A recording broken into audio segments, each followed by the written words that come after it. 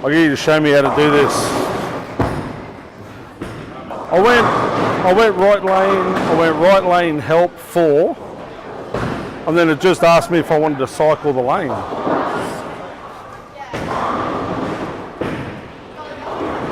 16, yeah. For George. You all right? I said Casper's supposed to be a 10 pin. No, George is in the 3rd frame. Oh, righto.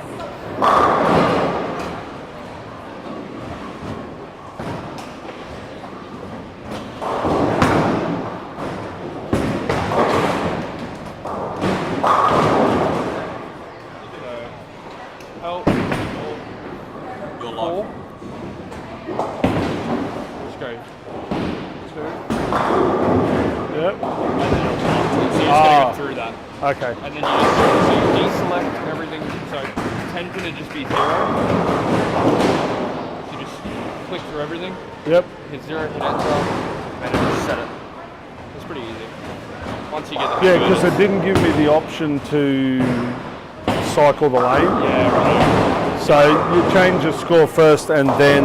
Possibly. Okay. Either that, or maybe you just saw the 1 and 2 and you thought it was a cycle. No, because it only come up the left-hand lane could cycle, the right-hand lane couldn't. Oh, So I think that is, depends what side you're doing it on. because it had the strike, yeah. Okay. But yeah, so you just deselect everything. If 10 pins are the 0, Yep. so yeah, you just click through whatever you don't want and leave the pins that you want and hit enter. All right, cool. You need your buttons. Alrighty, we are live at Mackay Leisure Centre for the annual Mackay Doubles. The bowlers will be bowling 8 games, 4 2-game blocks. The right-hand lane will move 2 pairs to the right, the left-hand lane will move 2 pairs to the left. We do have a full field today, so we have 36 bowlers per squad, 72 in total. We will be cutting to the top 12 teams after qualifying today. They will come back tomorrow to bowl head-to-head, and we will crown our winner. As I said, we do have a full field at the moment. We will go through and give everybody a rundown. On 1 and 2, we have Bob Doyle, Rebecca Ogilvie, Jack Shin, and Herman Ryken. Lane 3, we have the team of Schultz & Co, Gavin Schultz and Young Duncan. Lane 4 has the Better Womack with Carl Womack and Amy Wallace. 5 and 6 sees the odd couple of Carl Craven and Rob Colucci bowling on the same pair as Liam Bowater and Dash Brown.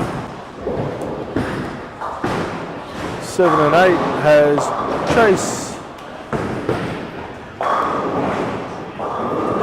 Chase and Jared Bettini,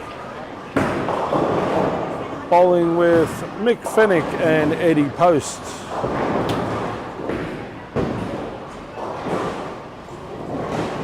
Ashton Muscat is stepping up on lane 9. He's bowling with Zeb Holt. Hayden Miller with Emily Hinspeter. As we step over to 11 and 12, we have Amber Lee Payne and Teresa Hinspeter, and they're bowling with Ethan Backman and Sophie Greaves. Lane 13 has Jamie Kennedy and Kim Carney, and they're bowling with the E-team of Eden Thompson and Elise Beeler. Jackson Green and Brooke Hinspeter up on lane 15. Casper Ross and George Squire on lane 16. Lane 17 has Patricia and Eileen Baker, and they're bowling with Isaac Dickerson and and Young Hunter. That rounds out our 36 bowlers in squad number 1.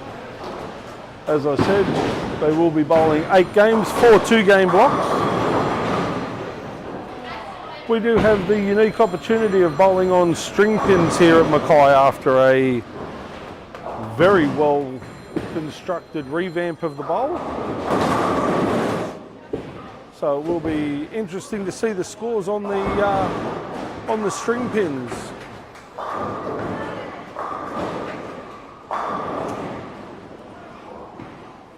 Sophie Greaves makes her 10-pin spare quite comfortably. As the bowlers are nearing the 3/4 point of game number 1, a massive shout out has to go to our fantastic sponsors. Of course, Graham Clark and the gang at PBSA for sponsoring the 300 Game Award, which at the moment stands at $600. We have Corner Pin Standings bringing you all the scores and vision at the moment.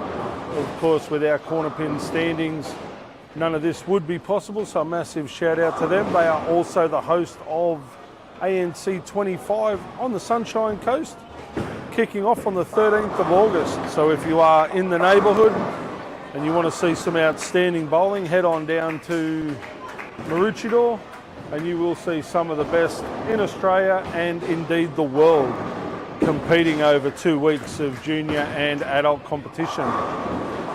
Billy's Pro Shop and 10-Pin Bowling Supplies is sponsoring the Mystery Bowler Award once again this tournament. CLS Constructions is another timeless sponsor of the game. Mackay Leisure Centre, of course, our host centre for the weekend. So massive shout out to Anna, Luke and all the gang here at Mackay Leisure Centre for putting on such an outstanding event. And none of this would have been possible without the overwhelming and truly outstanding support of the Mike Carney Group. If you are after the ultimate driving experience, new cars, used cars, prestige Lexus, off-road, accessories, service, sales and advice, go and chat to Chris and the gang at the Mike Carney Group. They will more than happily put you either in the car of your dreams or in touch with some of the best sales and service anywhere in the country. So go and check out the gang at the Mike Carney Group. Cannot thank them enough for their outstanding sponsorship.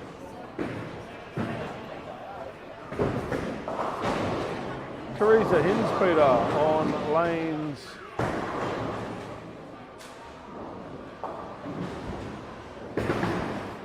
on lane 11. She's working on 3 in a row and indeed throws her 4th strike. Amy Wallace on lane 4. She's showing Carl how it's done. Carl can't spare, which is pretty stock standard, but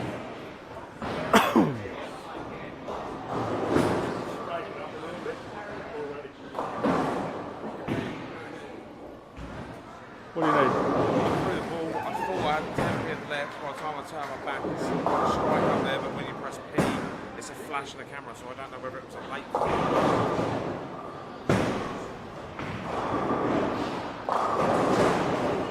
whether it fell late or not, or it was just the camera was so long. By the time I turn my back, there's a strike on the board, and so I don't know. Was it in the gutter standing up? Yeah. If it was in the gutter and it's still standing, the camera's read it. Well, it'd be a strike. All I know is when I turned around, when I shot it, I thought I still had the tempo. I turned around, picked up the spare ball, turned back, shot the strike, and then nothing there. So I don't know. If the pin was if the pin was in the gutter standing up. If it's standing up in the gutter, then it hasn't, the string hasn't pulled far. But I don't know. I thought it was a 10 pin, but.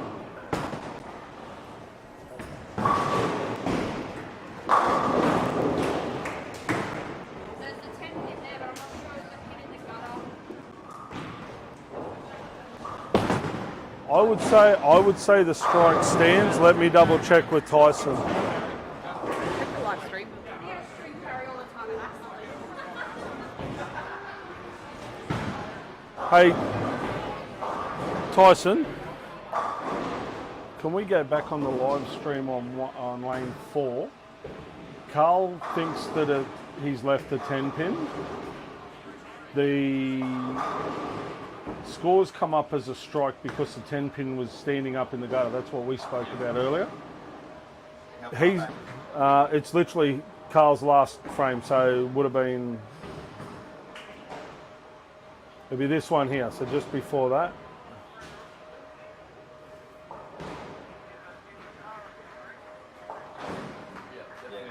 Definitely a 10 pin. Okay, cool. On 4? Yes, please. Okay, yeah, he wasn't sure, and when you press P on the replay, it doesn't give. It literally shows the ball hit the pins and then it stops. Yeah. So all right.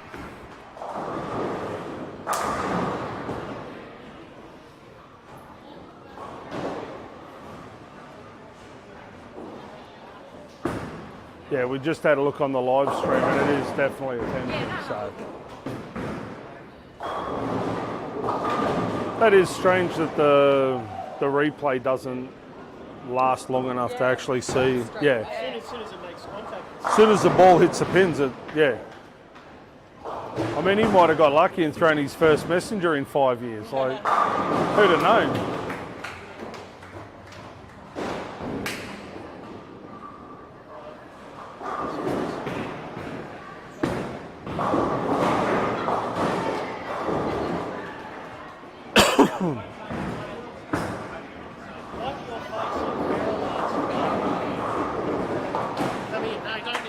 I definitely like that, being able to set pins up. All right, just a little bit of modern technology at work there. As I said, we are bowling on strings and we are still very much learning what can and can't happen. So a little bit of issue with the camera setup. That's all right.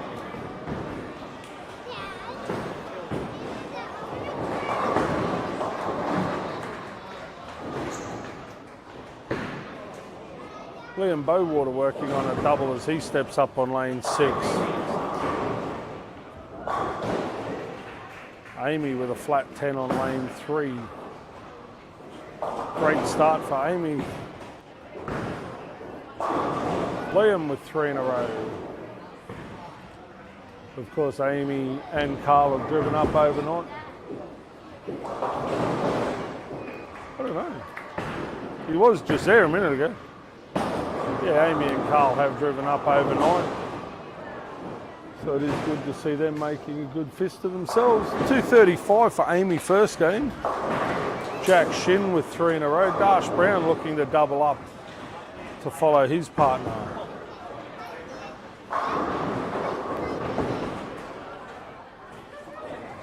$237 for Chase Bettini.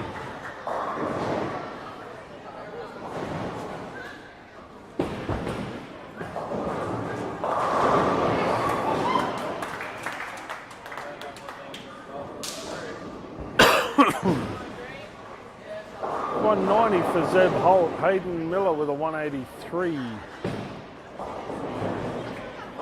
$199 for Ethan Backman. 165 Sophie Greaves. $224 Teresa Hinspeter. $192 for Amber Payne. $171 for Emily Hinspeter.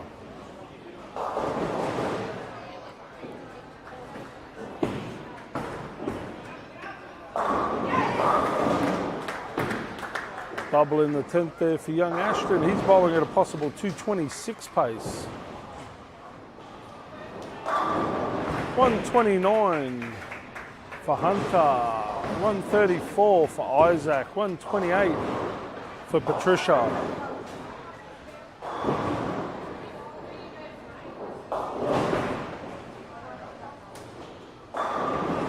Jackson washes out on lane 16. Jamie Kennedy with a 5-pin. Eden finishes with a 133.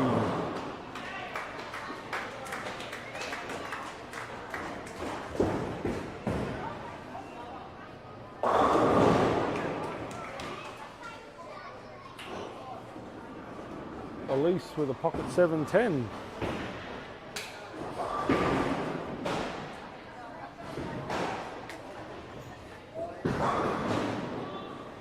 $223. The young Ashton Musket. Nice start.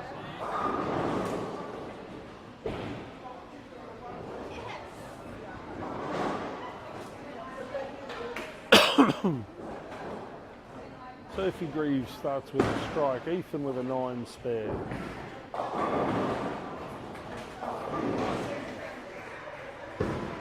Mick Finnick with a strike.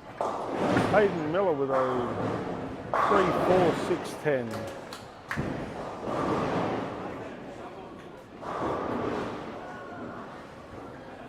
Morning, morning.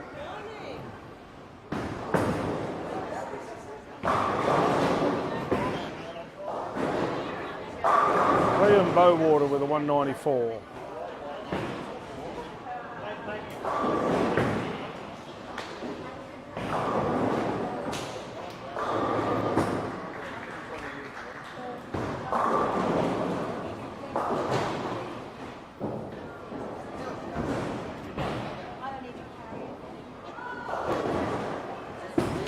$141 for Bob Doyle. Duncan in his first tournament in 103 years bowls a 165.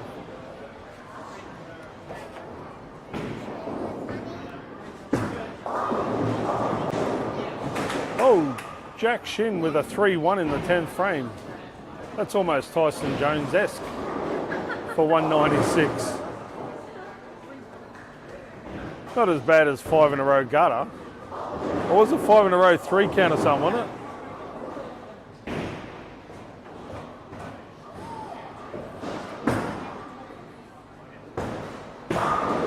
Oh, Herman. All over the pocket.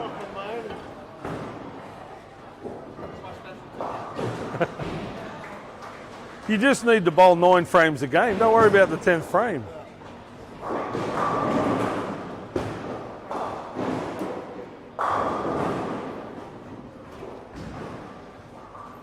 All right, what have we done here? What's Gav need? And what pins did he have?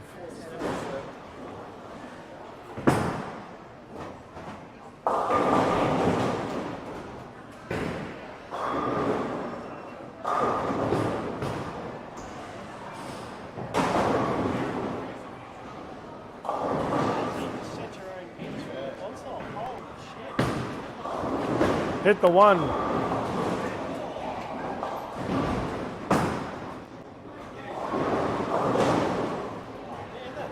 Yeah. Put the 1 up.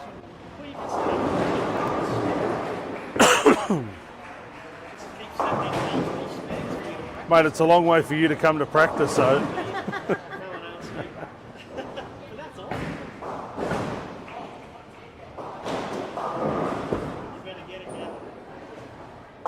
Mate, never in doubt.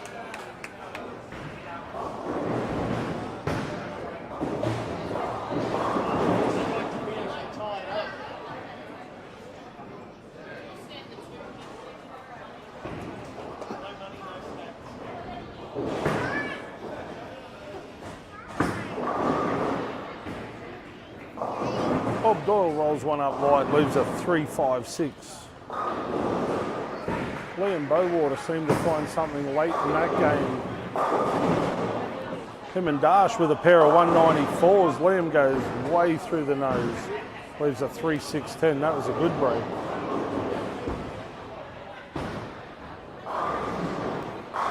Yeah, is there any crackly through that commentary? I don't think so. Because we had interference last time we set it up there, so I don't know if Been that... nothing so far. Okay, cool. No, if that happens, we just need to get a longer cord to get the receiver off the top. Yeah.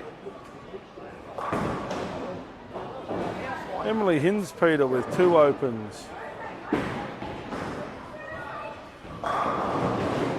Oh, Teresa Hinspeter's wound the clock back.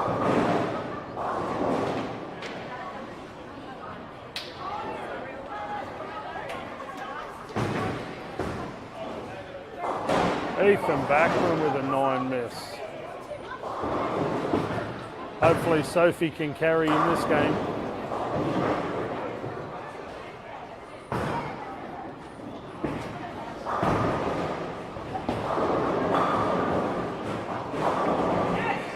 Ashton Muscat with a strike in the second.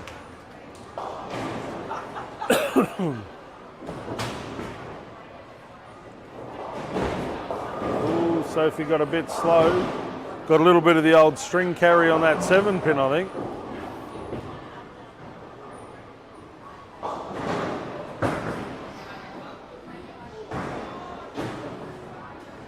Jackson with a 2-4-10 split. Hunter with an 8 miss. Eileen goes right of the head pin, leaves a 1-2-8.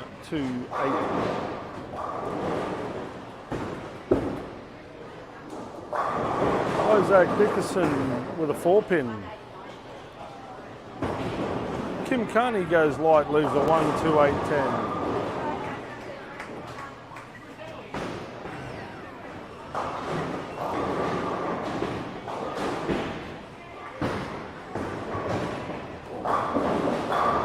Elise spares the 5-6.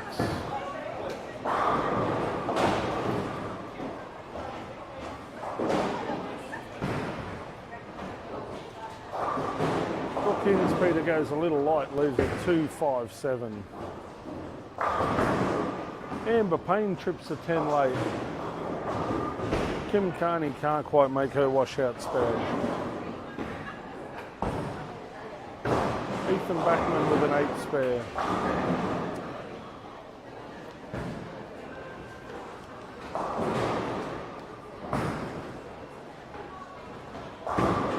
Ashton with a 1-3-7-10.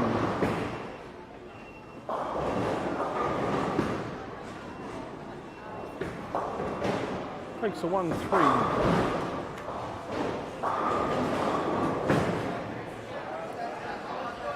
Beck Ogilvy with a strike.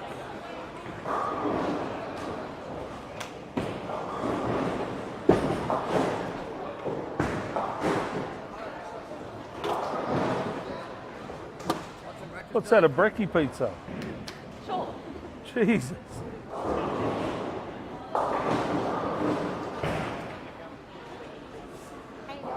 I'm good, how are you?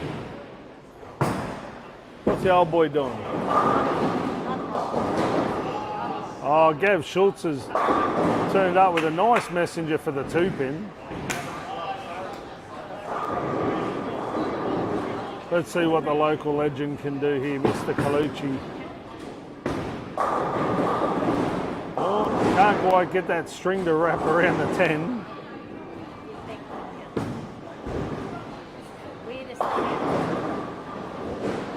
Oh, Carl Womack trying to make up for lost time. I think that horse is bolted, but anyway.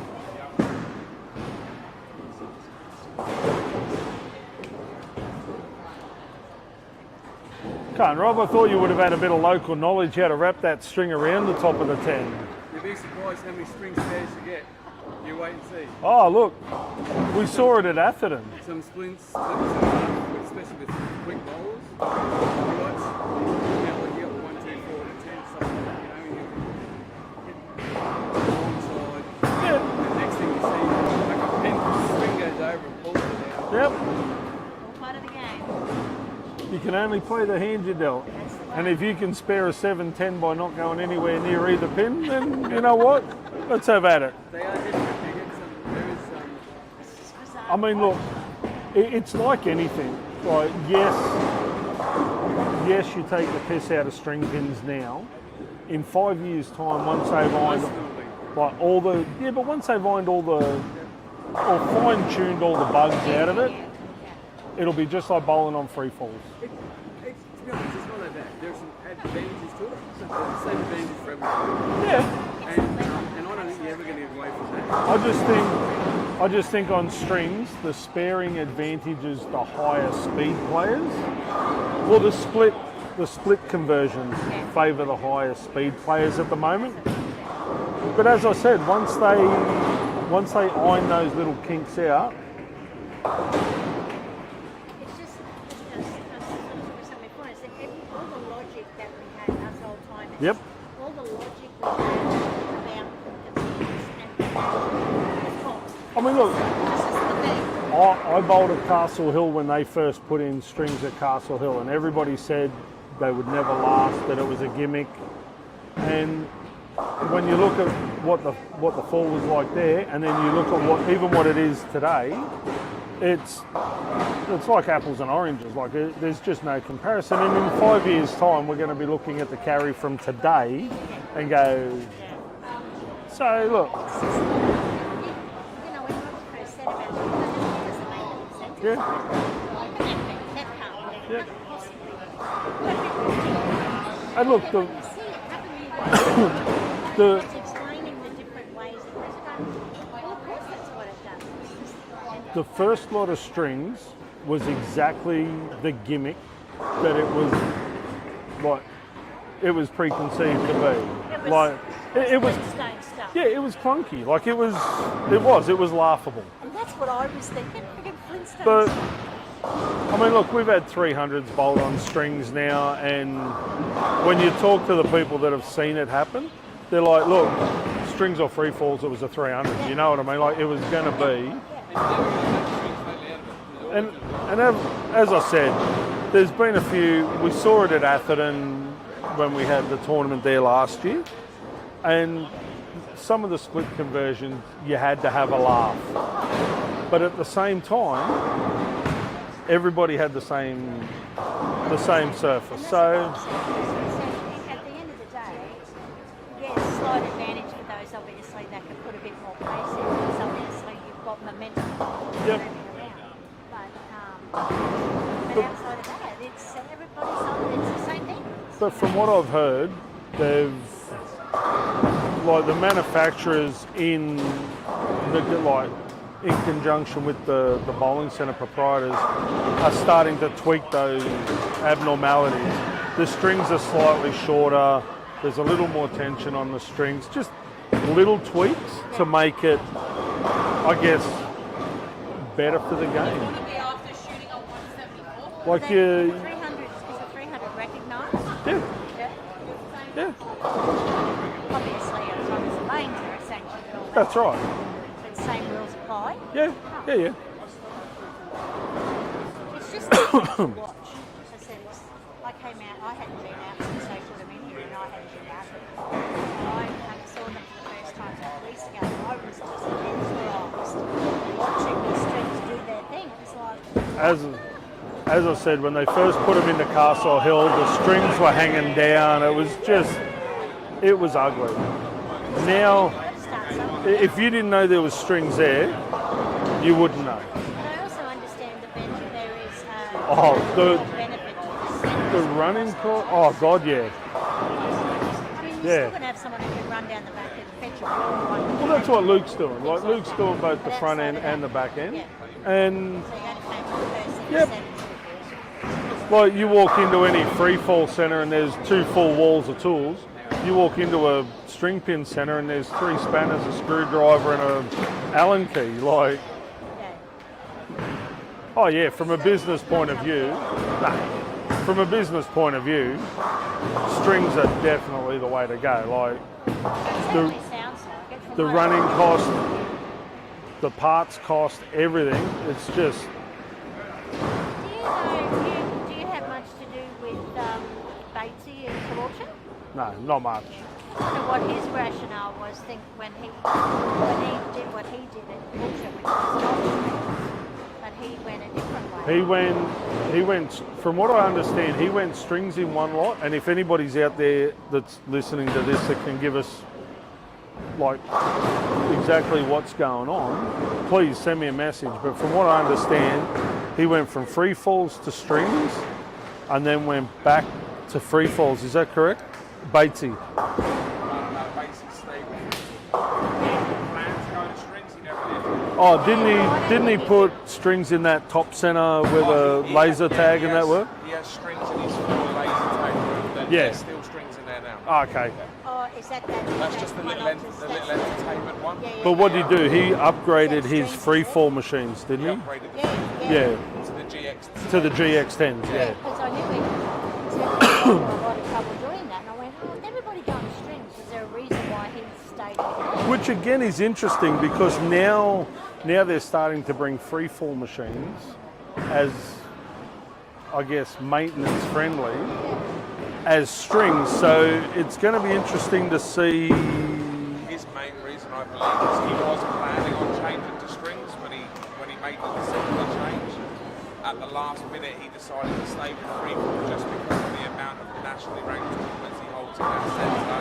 He wanted to keep the nostalgia of a nationally ranked, Oh, Okay. You know what? But he's got the money as well. You know, I mean, that would have cost. Yeah, it doesn't matter. But I mean, someone of his knowledge and his Oh, of yeah. the game and everything, everybody seemed to be going in this direction, and he just didn't. And I thought, no. But those GX10s are next level though. Like they are, and that's what I mean. Like I've heard stories that Brunswick has developed a machine. When they first brought strings out, Brunswick went into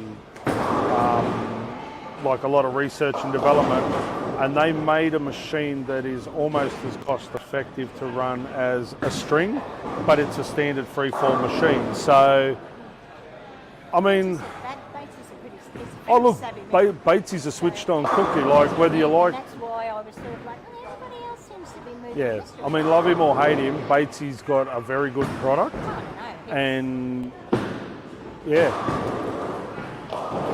And he's always looking to be a pioneer in the game. He's So always done the right thing for the bowlers. yeah. Always put the bowlers first. Yes, But if he's you had- notice- yes, he's had some, the entertainment side of it. Yes, that's part of his business. But I mean, tell you, we get looked after. But you think about it, right? You go and bowl a tournament in Caboolture, and I am yet to hear anybody, and this is going back to even in the days when I still bowled, I'm yet to hear anybody have a whinge or a gripe about how they're treated Doing a couple of shifts here and there. in just 'cause he's Caboolture injured Bowl. at a- That includes the quality He of had his knee ring. The food is great. With a the way double you arm, treated so. him. Yep. So the bowler who, it's honestly, it's one of the best. Oh, yeah. things that I've done. Yep. You just have to go sit. So I mean, as I said, I've never had a drama. I've been going there 30 years, and I've never had a problem So at it's a Caboolture really- Bowl. That is a really good product. Yep. That whole setup. Yeah. Right across the board is a very good product. He's always put bowls first. Yes, because That's the difference. because I think his philosophy is, if I look after my bowlers, the profit takes care of itself. You go down there tomorrow if you're a bowler, you want to go out there and practice, you get $3-4 a game. Yeah, $7-8 a game. $7 or $8 a game, you're getting them cheap. That's what I'm saying, but at least, you know, whereas Race just always looked after Yeah. bowls. You go in the Friday night before a tournament, it's $4 a game, $5 a game, like, and I'll lay the tournament pattern for you. So you can't argue with that. It's for us. I mean, look, I'm saying that there's a couple of centres up here that'll do that. I know, like EJ at Atherton will do it. The Noosa Foras at Burdekin, my God, like. And look, in all fairness, I'll put my hand up and say I've been a little bit critical of Mackay over the years. But I can honestly say in the last probably 3 or 4 years, this place has improved unbelievably. Like from a service point of view, it's unbelievable. Like, it is a really, really enjoyable place to come now. My only criticism of this place is how dark the bowl is. Other than that, It came a long way to start with.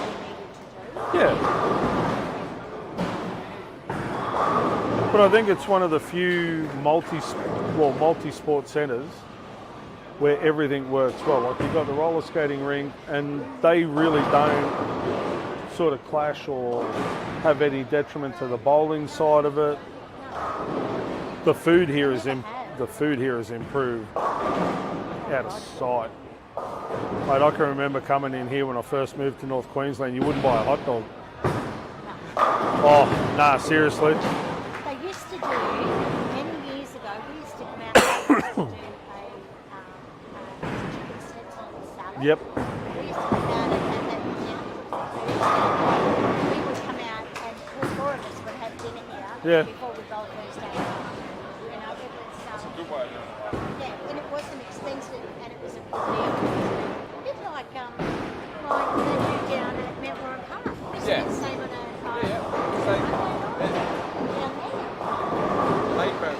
Their cafe is literally, they pride themselves on their food. They do actually do really But that's good food. fine. I can remember bowling tournaments at Caboolture, and Batesy used to do a breakfast.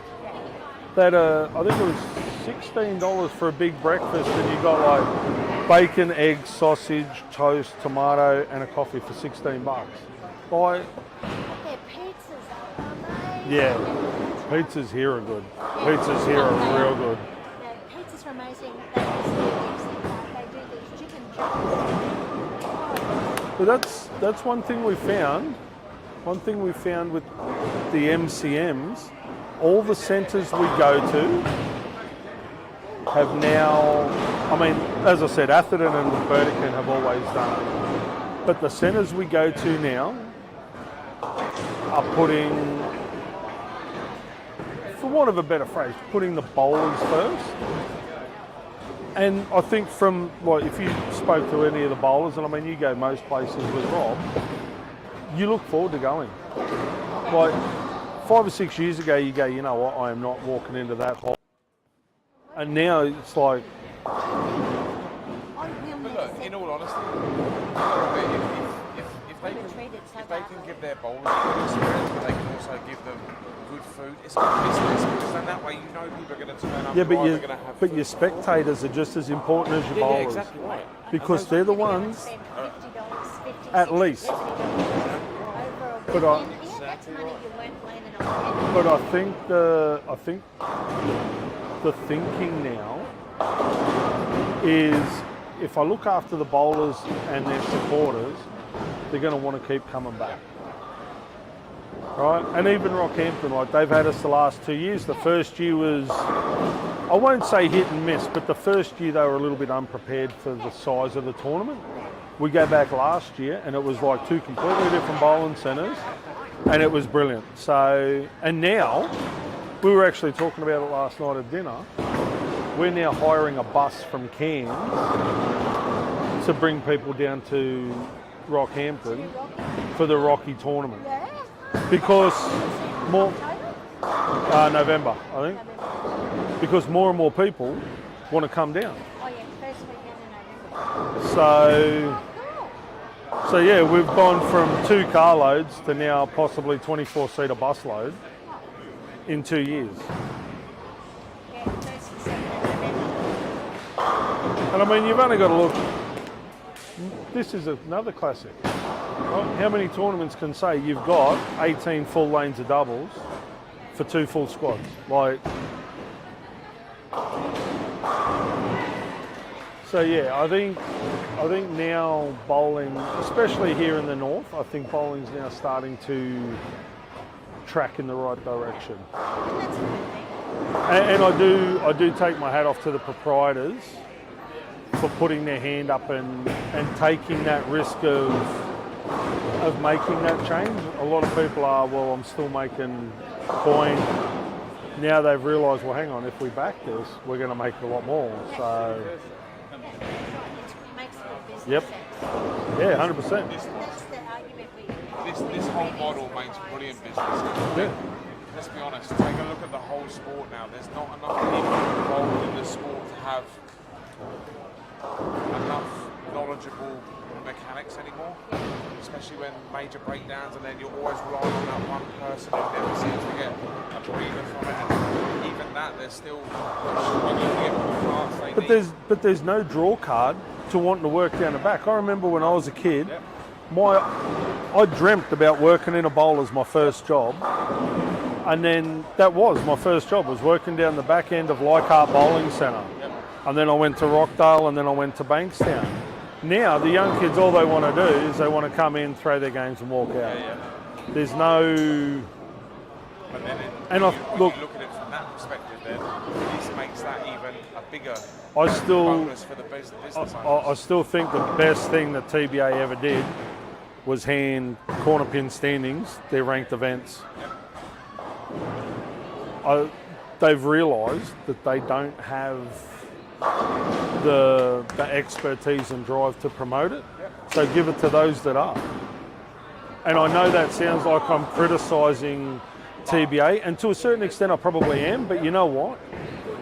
Even they've swallowed a little bit of pride and gone, this is where we're going. So, and as I've said 100 times before, if you want to sit there and criticise Tyson and Morty and those involved in corner pin standings, and you want to run a tournament yourself, have at it. Have a crack.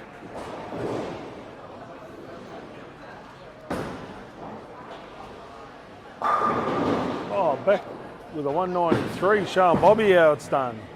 Oh, here he is. The mayor of Mackay is back.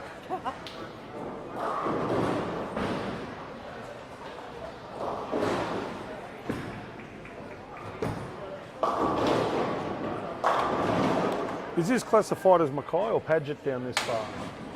It is Mackay? Just Mackay. All right. Funny because Paget here, Urali there. That's all Urali for that one over the other Oh, side. you'll have to just be the mayor of Mackay. You can't be the Prince of Paget. That's all Urali, and then you go Pattersfield is the new estate just up here. Oh, that's a bit wide. Oh, rolled back. There's a bit of local knowledge.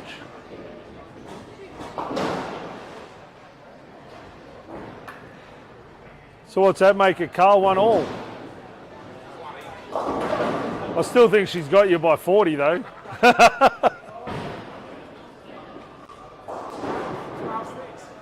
What'd you bowl, 160 first game?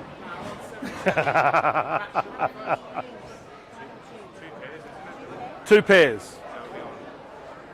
Odds to the right, evens to the left. What? I can't. No, I can't say that because I haven't read the entry form.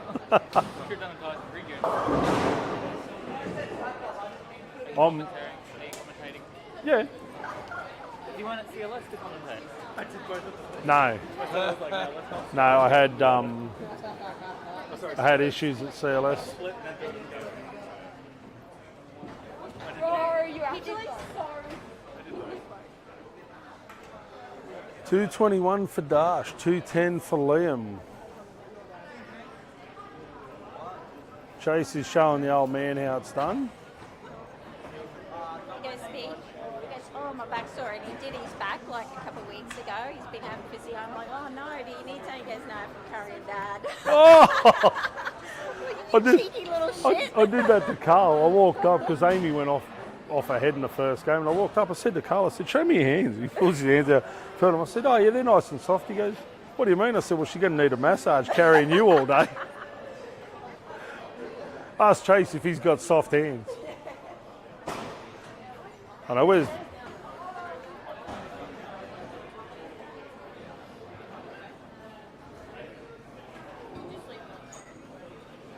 I'll see if Jared's got soft hands. Oops, sorry, Dom.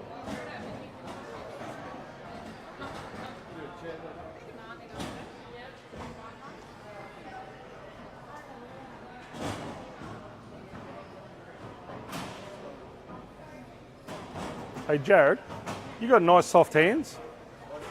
You got nice soft hands? I do have. Why? I reckon you'll need them to give Chase a massage carrying you all day. Yeah, I know. That's what I said. If you average 240, I'll average 160. There you go, that's all you got to do.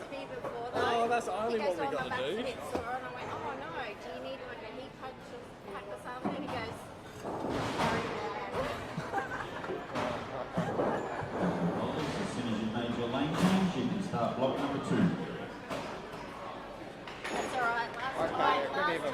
strike than those. Last time though, you had to carry him, remember? Yeah. Hey, that.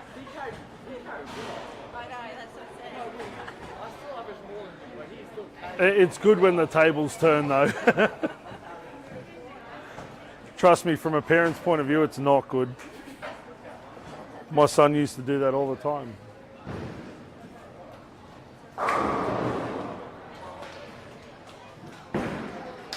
Alrighty, block number 2 is underway. Hey! I don't know. Who cares? You got 180 staff. Frank? You're aware of that? The vacancy for Colucci and Kyle?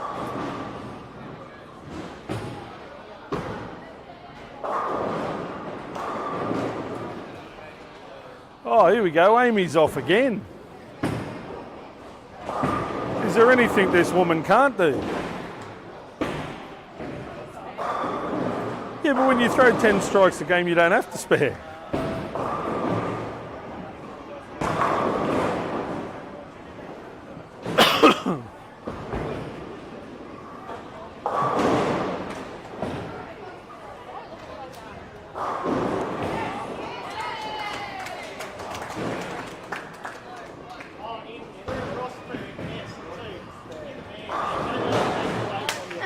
Shane, he throws more revs on his spare ball than you throw in a game, my friend. He loves throwing Rosberg in his fucking frames too. Look at that, got a spare, baby. Hey, it could have been worse. He could have done a Jack Shin 3-1. Yeah, 3-1. Or me and Vertigan 2-2. Yeah, or 2-2.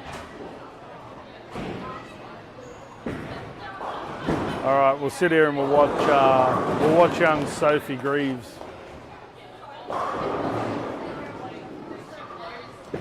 Oh, a little bit slow. I think she needs a tad more ball speed. Bob Doyle's 1 strike into a 300 game.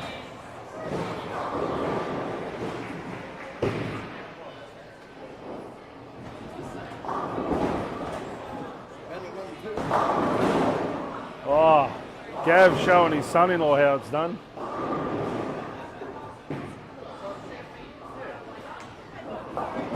Oh, the old Abraham Lincoln shot.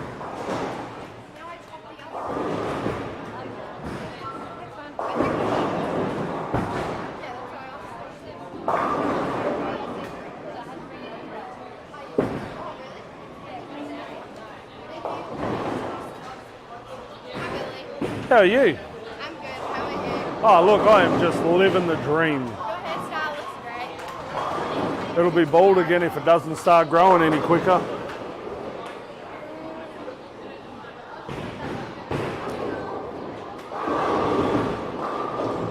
Oh, Beck got a little bit adventurous with that one.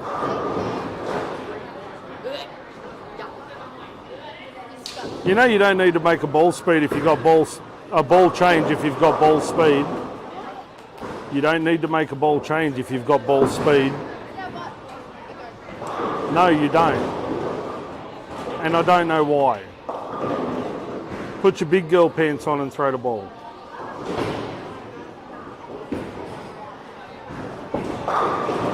You love seeing me in a bowl, don't you, Soph? I said you love seeing me in a bowling centre, don't you?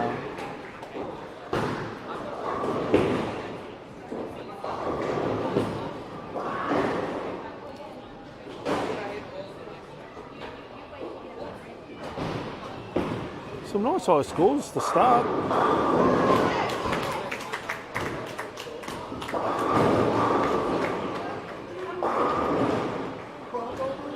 You what, she'll make a bowl change, she'll throw this one quick.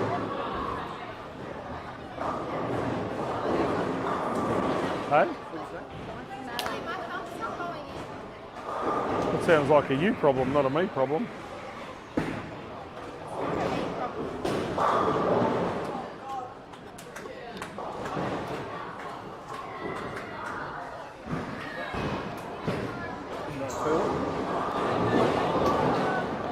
There you go.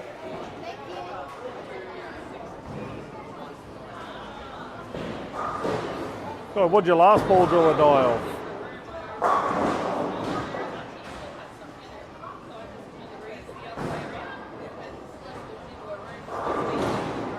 Brook with a 9 spare. See? That was quicker than the one before.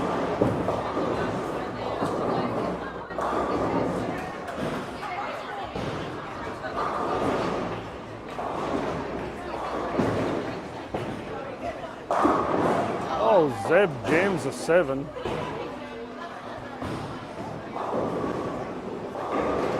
Beck with a 9 spare. Duncan with a 5-3.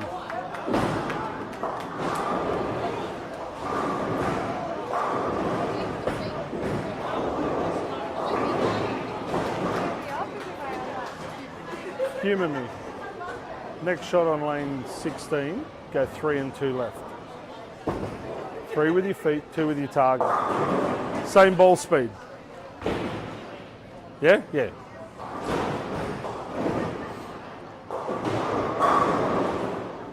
Oh.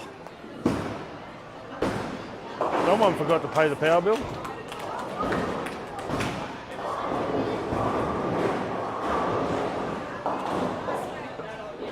What's that? Poltergeist.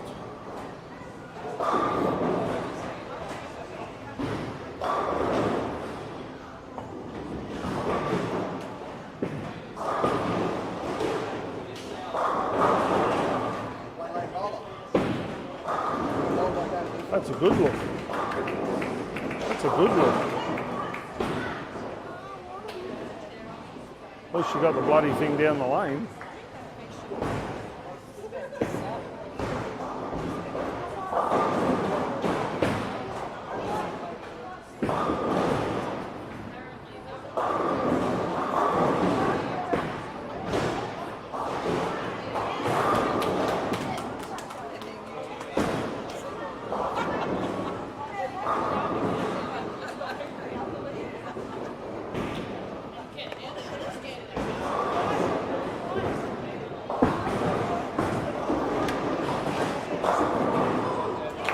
Zeb with a Brooklyn strike.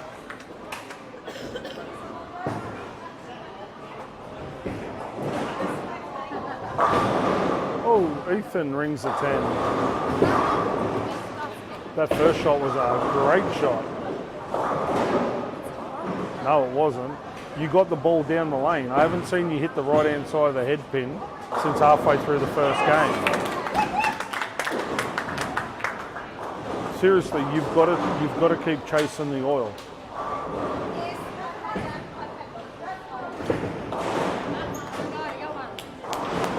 Never in doubt. Don't know what his problem was.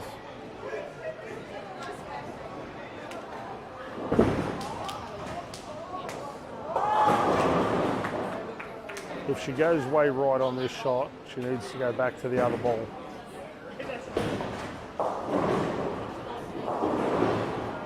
Because she's throwing urethane now. Oh. That's a shot. Go back to the other ball. She'll be right. She'll go off the sheet now. Why is he working like that? No? Why is he working like that? Wrong side of the lane, Bob. Hey? Wrong side of the lane. What detail, mate?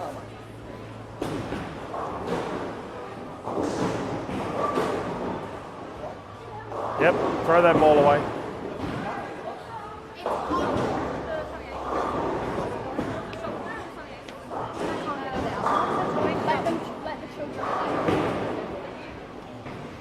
I hate it. It's ugly. It's oily. Only with that ball. Use the other ball. The ball you were using before you pulled this. Yes. That's disgusting. I hated that ball forever. You have. It's so full of shit. Love you. Hey? I said love you. Oh, don't throw me under the bus. Why not? Stating facts about that. Actually, if the phase 2 doesn't work, throw the duo. My clone. That one, the black and green one. I keep thinking it's a duo. Yeah, throw that. But I think the phase 2 will be the ball. But you see what I mean about you've got to follow the oil. You need the ball to get down the lane. Getting it to turn left is not your issue. It's getting it down the lane enough to turn left. That was horrible off the hand, Ethan.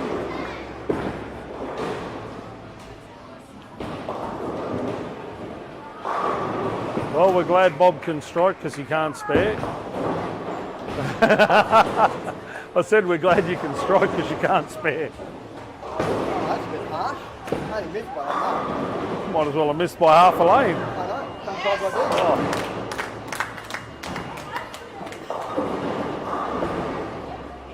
Wow, that went a long way left.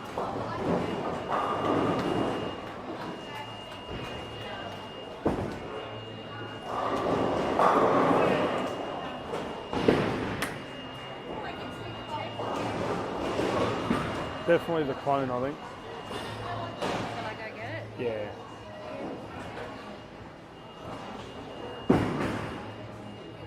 Yeah, because that phase 2 went way earlier than I thought it was going to.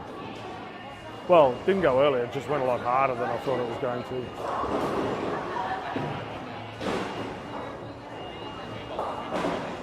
Nine spare, that's all right.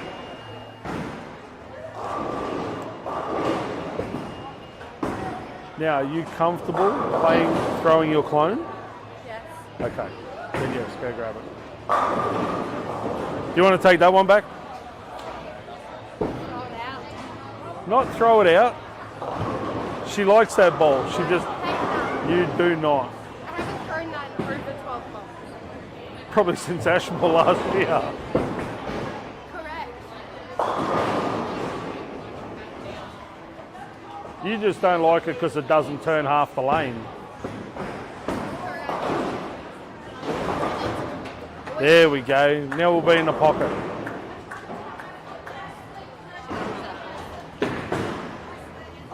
She's a weird kid. She's got to throw stuff that she likes, whether it's the right ball or not.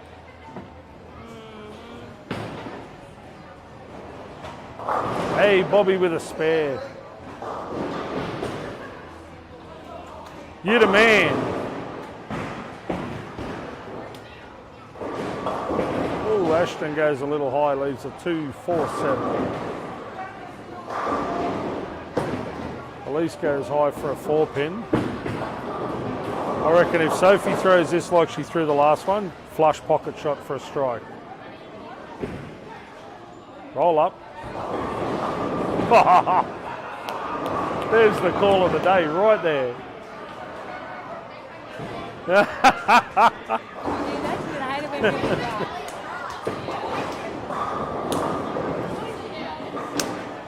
I'm old, but I know stuff. I hate when you're right. Why? Why? Because you didn't Thanks, think of Bill. it? Yeah. Thanks. That's all good. See, if you believed in yourself half as much as I did, you'd be all right.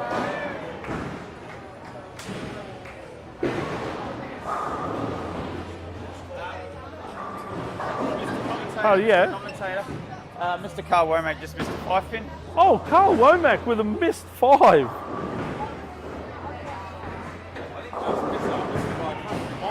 Oh, wow. So you were never in the same centre. That's all right. I let go of the ball and it hit the fucking centre dot as it come off my hand. I was like, oh, that's never going to make it down the line.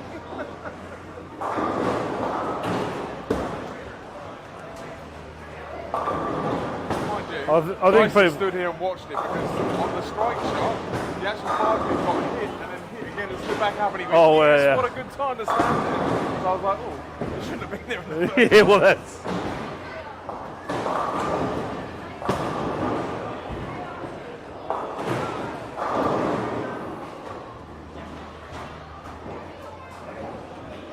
Amber's on fire this game. Off like a shot.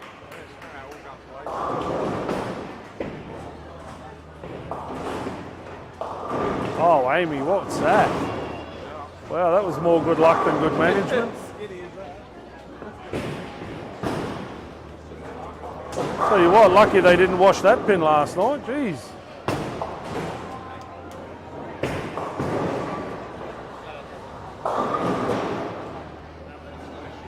So does that mean you're going to throw 3 8 spares now?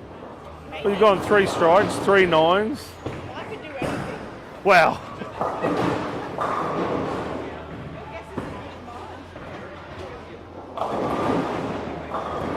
Oh, wow. And you're going to take that too? After the last one, yeah. Because the last one was much better than that.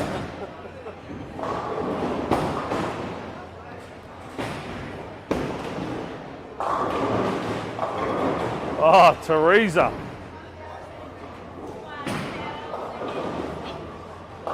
Teresa's dropping bombs down here on 7 and 8. What do you need? Ball return on. Don't worry, come back. The comeback? Okay. I won't harass Luke. Put it down to user error.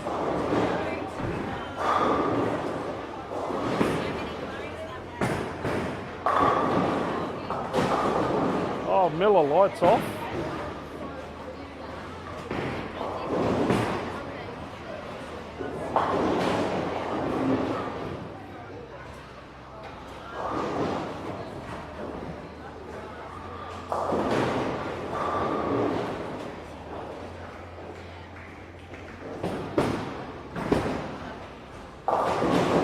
Jack with an 8 spare.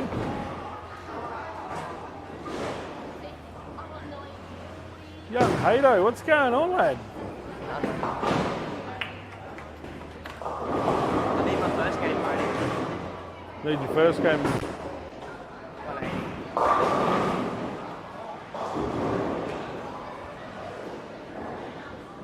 180. Need to get your partner happy. Yeah.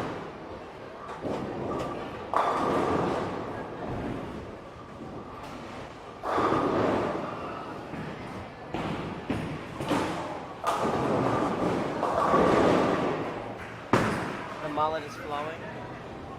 It's trying. It's trying. I'll give it another 3 weeks. If it doesn't do anything, then it's all coming off again.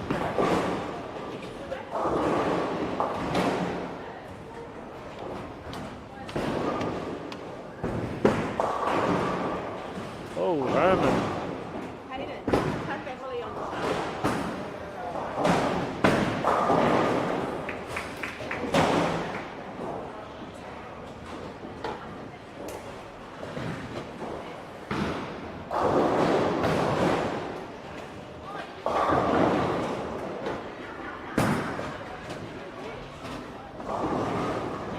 I didn't. I was looking everywhere.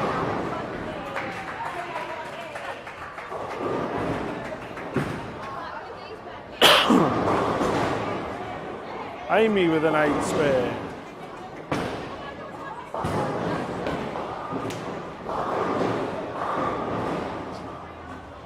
Jamie with a 7 spare. Dash with a 2-8.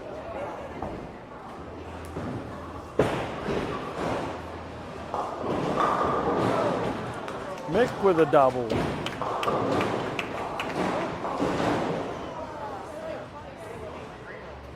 Oh. Ashton with a 6-2. Zeb with a possible 194.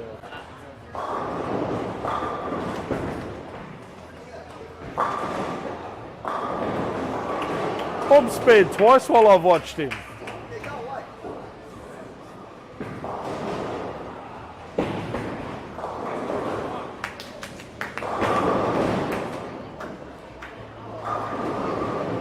It was the speed again. That one. I just pushed it out. Yeah. It's okay. Izzy! I need Izzy to come in.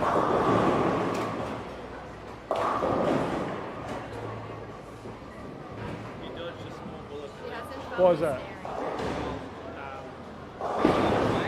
Yeah. DVSA got his smaller bro. He's actually handed back up. Ooh. Oh.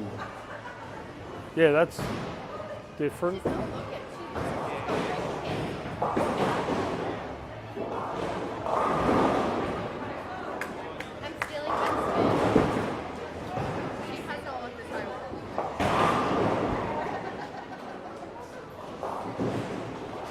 Felice is bowling all right. 140 in the 8th. Did last game. That's no hate there anymore. I know, I'm just saying she's bowling well.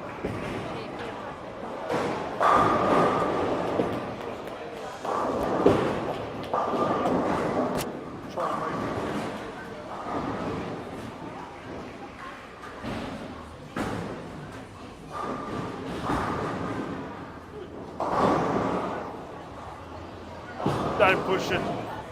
She didn't believe me. All right, Ethan with a possible 223, Sophie with a possible 183. Oh, Duncan's gone through the nose. Seems to be the pair to do it. That's where Brad shot his 300 last year with 7 Brooklyns.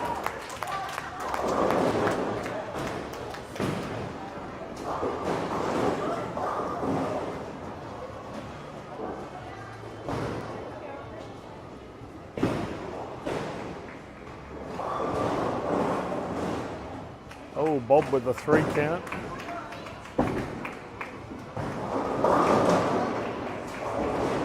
Brooke with a 144, Jackson with a 208.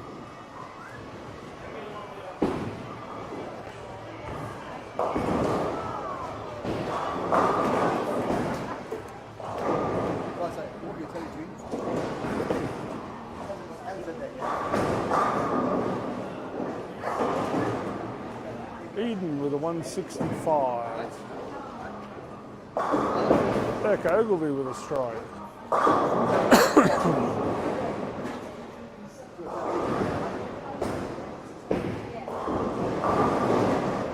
Much better shot. Oop. Morning. Living the dream. Eddie with a 211. Alrighty, that completes game number 3. We will give a massive shout out to our fantastic sponsors, PBSA, for sponsoring the 300 game award. That has jackpotted to $600 for this event. Corner Pin Standings for bringing you all the sound and vision over the weekend. Of course, Corner Pin Standings is the host of ANC 25 on the Sunshine Coast. So if you are wanting to watch some amazing bowling, head on down to the sunny coast from August 13 to August 30 and you will see some of Australia and the world's best bowlers go at it. Billy's Pro Shop and 10-pin bowling supplies sponsoring the Mystery Bowler Award. We also have CLS Constructions for all your building and renovation requirements. They've been a long time sponsor of bowling in the far north.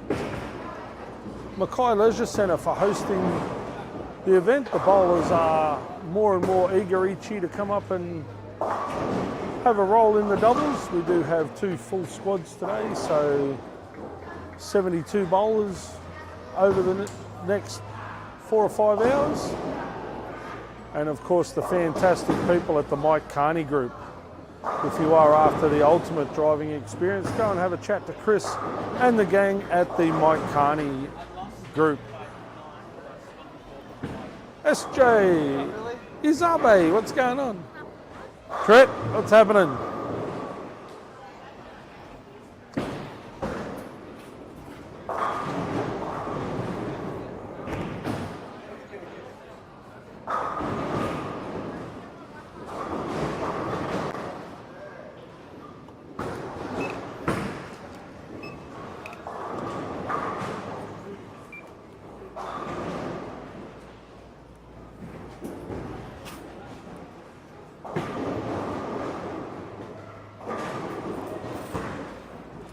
Thank you.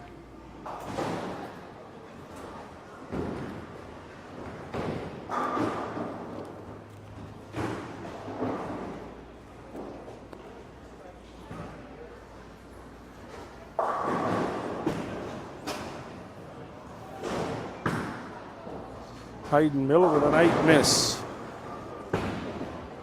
Kyle Craven with a 2-4-10.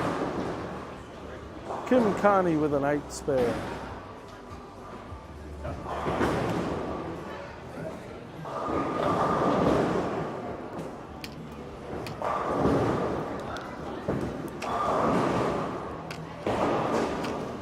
Zeb Holt with a 2-5. Jackson Green with a 6-pin goes a little bit high.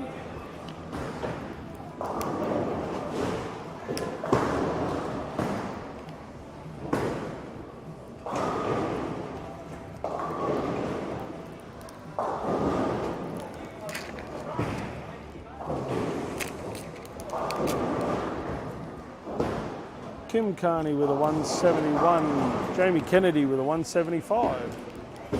Dash with a 161.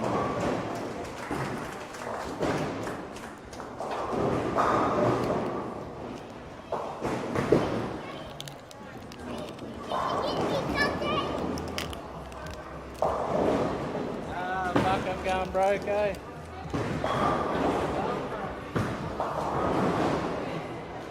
Have you been poached by Hustler Tilly?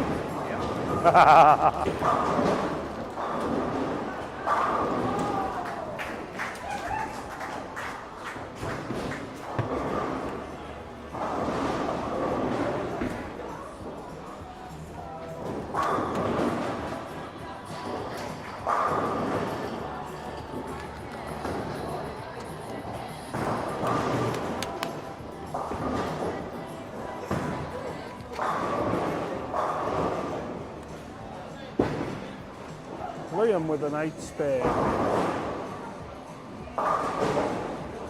Ashton with a double.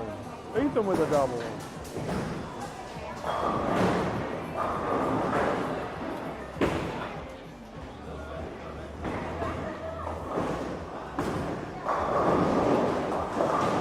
Zeb goes a little high, leaves a 310.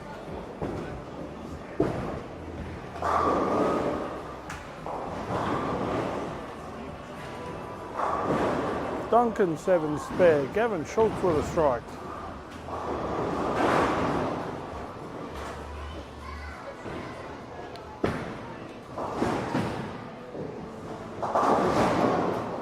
Elise with a 9 spare.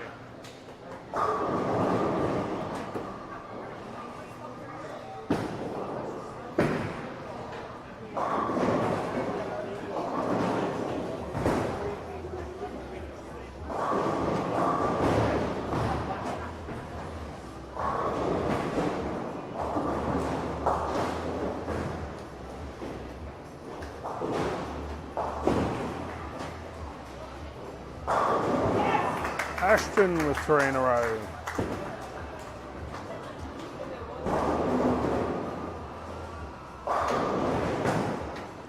Eden with an 8-pin.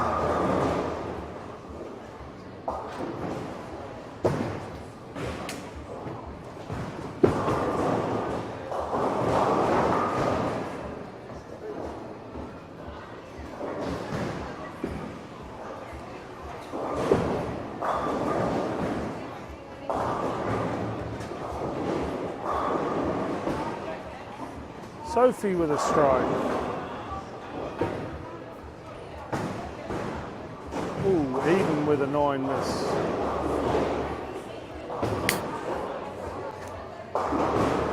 Zeb with a 4-pin.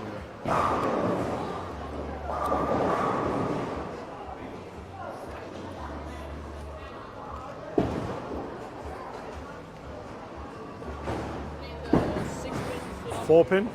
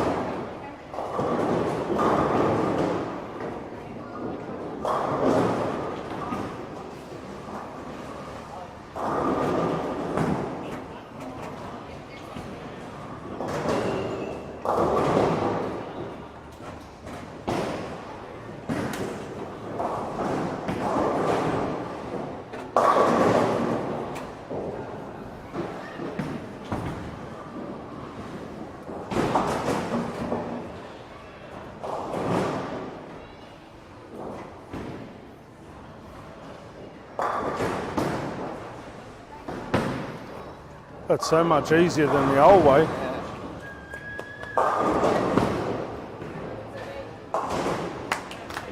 Yeah, so much easier than the old way.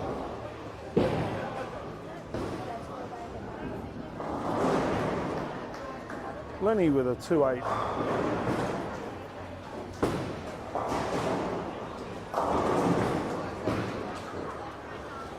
Jamie Kennedy with a 5-7. Sorry, Kim. Amy showing the old boy how it's done with a strike.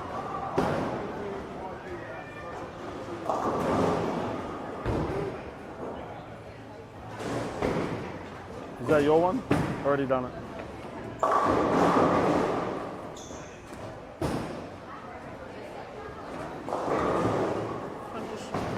Hey? I said I'll take the funky rookie strike. Oh, look.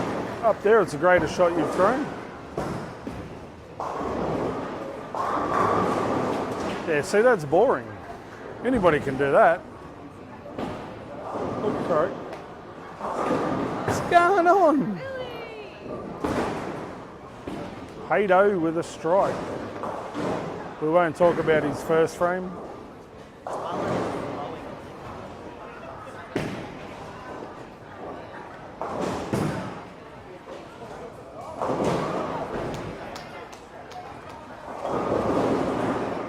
Jared Bettini just spared the 4-5-8, the reverse bucket.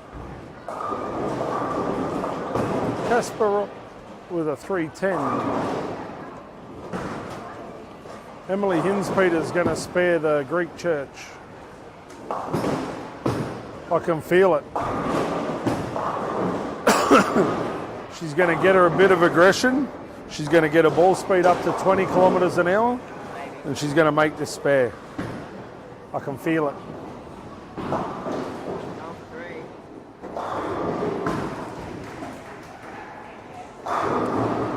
She's got her lucky duck socks on. Oh, it's a chance. Slide ball, slide.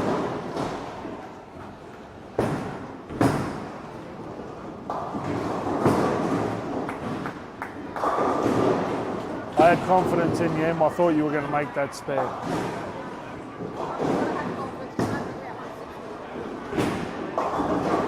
It's all right. Your partner's averaging 240. He carries you today, you carry him tomorrow. That's how it works. Hey? You got plenty to go off. I'll watch you throw one first shot, I'll line you up, all right? No, you won't. You know what your biggest problem is? You overthink every shot. And I think you're bowling in the wrong position. You should bowl position 1.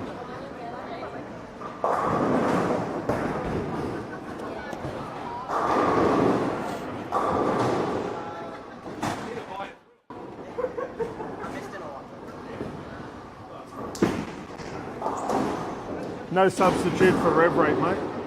No substitute for rev rate. I tripped the 4-9.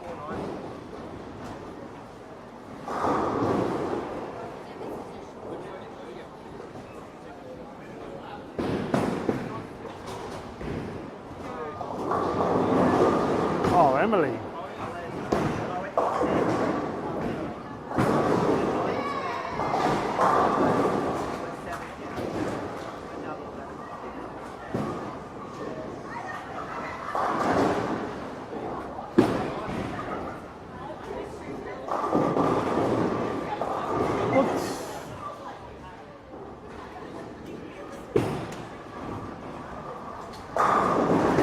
Chase is in the pocket.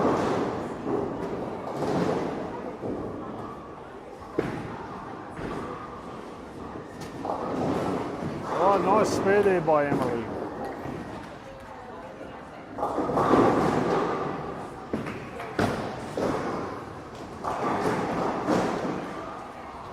Is that your phase 5? Have you got a phase 2? Have you got a phase 2?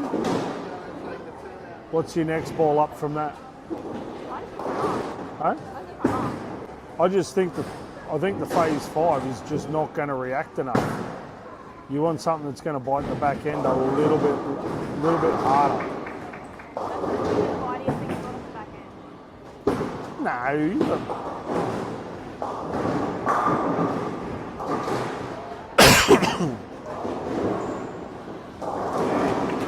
Oh, Rob Colucci with a nice split spare.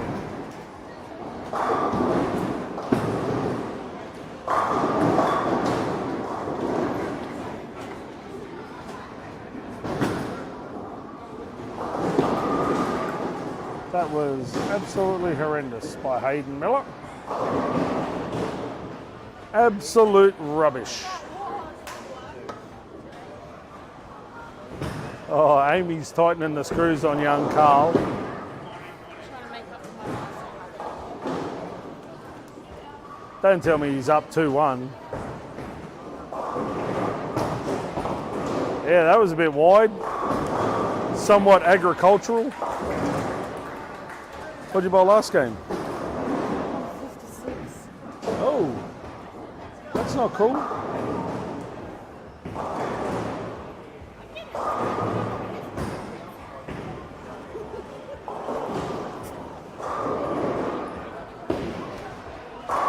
Dash with a strike.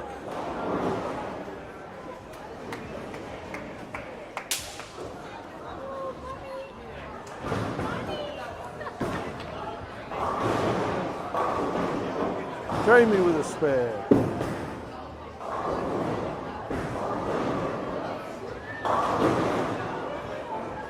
What do you need? Frank, what do you need?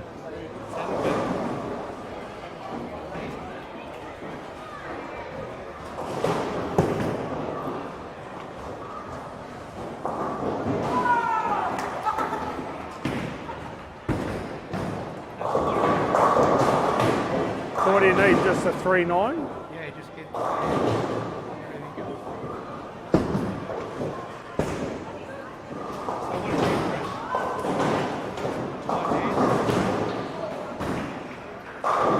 So you go right lane, help, Oh, right. 4, Oh, that's what I want, right?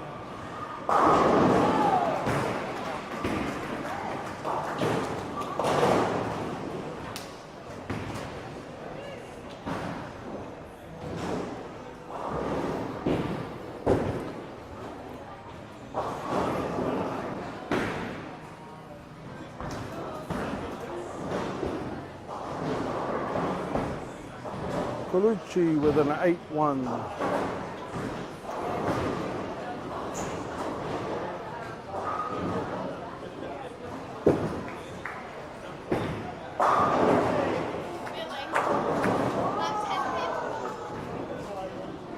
Oh, keep doing that. Ah. I don't know who that is, but you can come home with me. I'm here.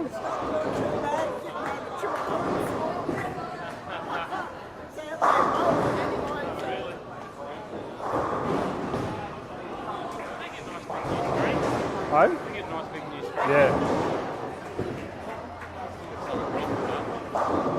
It's too dark. It's the only drawback to this centre is it's too dark. It's absolutely beautiful. Just needs to Yeah, 100%. The renos they've done with the new machines, the new toilets and that, unbelievably good.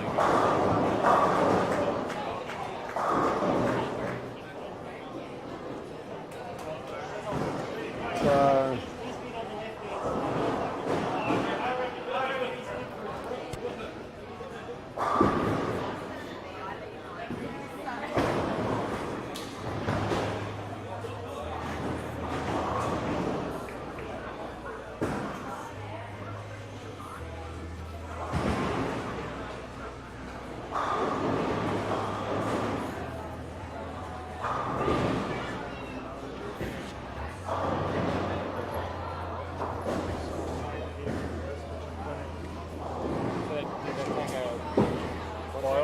nope, not yet. All they've done is chest x-rays and CT scan with contrast. Lung biopsies are really difficult. So So it was basically a bronchoscopy. So yeah, that's why I've sort of been a bit absent. That flap's so low. See that on second ball? On On first ball? On 14, you can see Brunswick? yeah. I don't know, it's like that across the whole centre.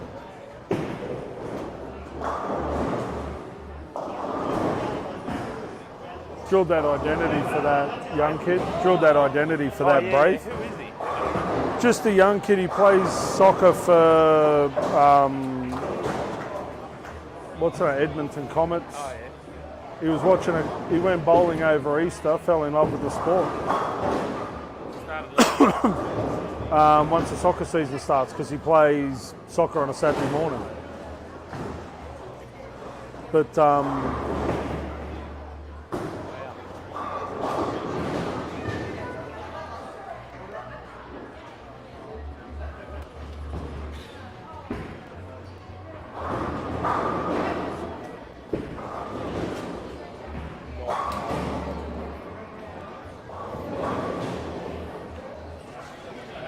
so yeah. So I drilled it for him for, I said, The look, latest one or is yeah, the original one, the blue and red one. there's another one? There's two. Identities.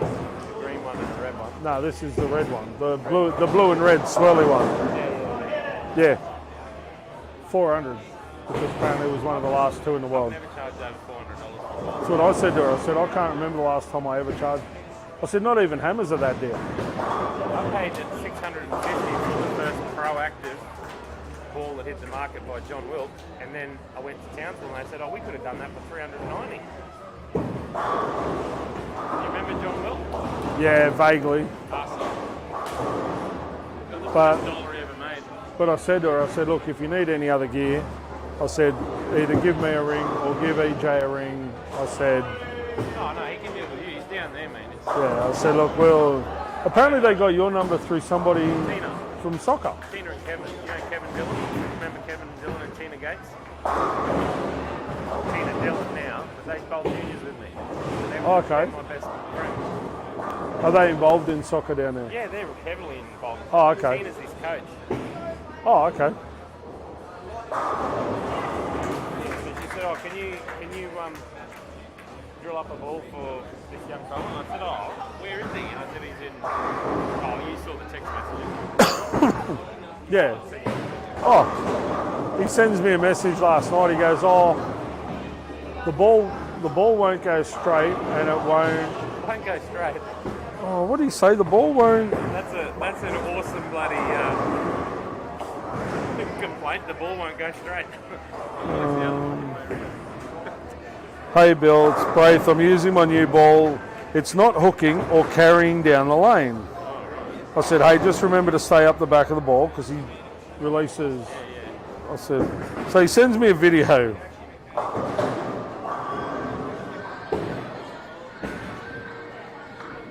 Two-hander, is he? Yeah. Oh, it's not hooking.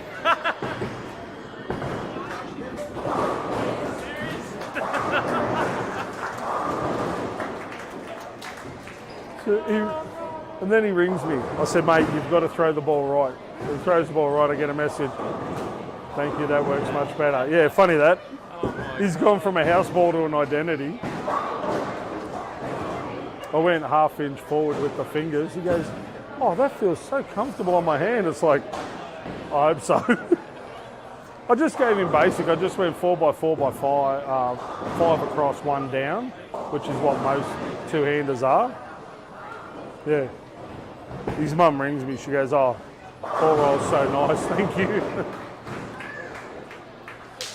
But I think after the soccer season, I think he's going to come and bowl some league and do a little bit of coaching. With the cockhead.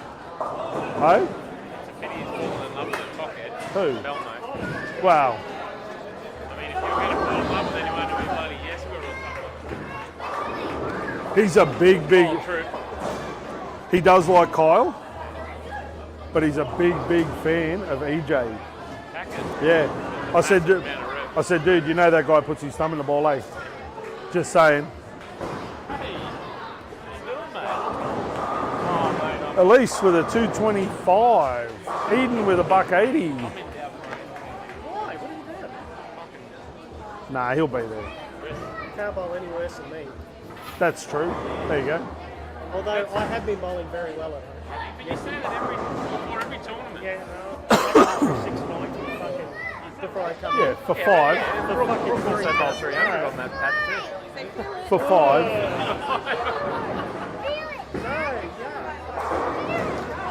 Hey, Dad. That's. I'm just going to give this guy. I'm just going to give this guy. Uncle Frank, yes. Pick that up. Slime. Remember the old green stuff? Remember the old green slime you used, the ebonite slime? And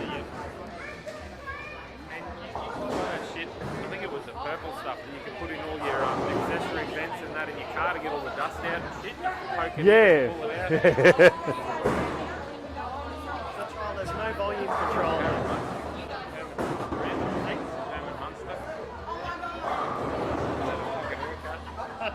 Where's that child? Here. No, fuck Here, off, Dad. I don't want it. Yeah, give me the bit. Otherwise I have to shoot it in. It's not a texture thing that I'm here for, sorry. I can bowl the vagina. That's Disgusting. Yeah, it's disgusting. But then once it dries, it feels like it's like the inside of a glove. You've got powder on your fingers.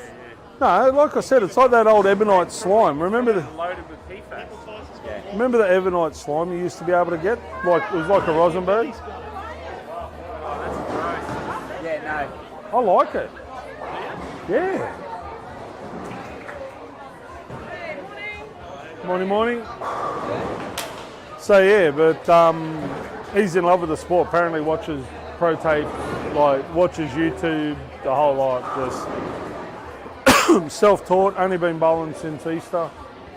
I said, look, just give me a yell. Pretty easy bowl to handle. Single mum, she's doing it on her own. So I said, look, let me know. I said, between us, I said, if we can save you a couple of bucks, we'll save you a couple of bucks. I said, What do you charge him to drill it? just 50 bucks. Yeah, Just 50 bucks. That included lifters and everything. yeah, Like, that's a good deal. But no, the bowling's $120 if you don't buy the bowl through them. for complete shit experience. I mean, I don't mind paying $120 if it's Brando, Yeah. but for yourself, but not $120 for SJ. But like she was talking about bags, I said, look, realistically, I said, have you got a decent sports bag at home? She goes, yeah. I said, rather than go out and spend $200 or $300 on a bag, I said, let me know. I said, I'll show you how to modify a sports bag into a double tote and go from there. And then one of his other, I think it's his cousin, texted me the other day and said, what can I get for around the $200 mark drill?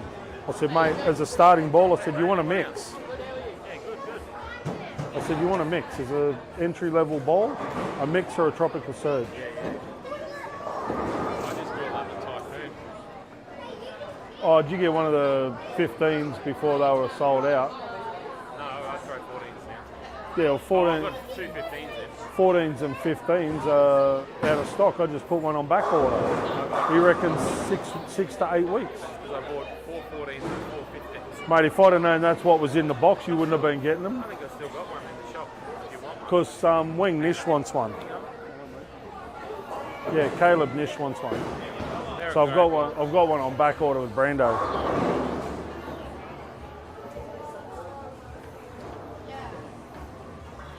Hello, mate. I had a brand new Equinox cracked in box. Oh no, So I'm plugging it and I'm going to give it to Josh. young Brian. Yeah, I'm going to plug it. Give it to Josh. Brando set another one. This is a muck around hole, not a... Oh, did I see incorrectly? Duncan Dillon just bowled? Right there.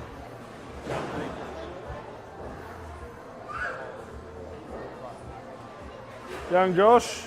How are you, mate? Oh mate, I'm here. There you be. Here? Yeah. Yeah, same. I'm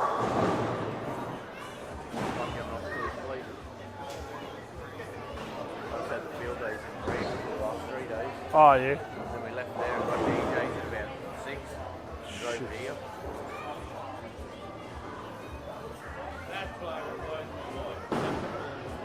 Yeah. Well, he's throwing rocks anyway. 188, that's all right. Oh, so what's that? The halfway mark of squad 1. Is it? That's 4 games. Yeah. I'm not getting food. Coffee here good? I haven't had a coffee here today. Normally it's all right. Last time we were here it was good. Hey, No, he's walking away. He's running away from you. sorry, put his hand out.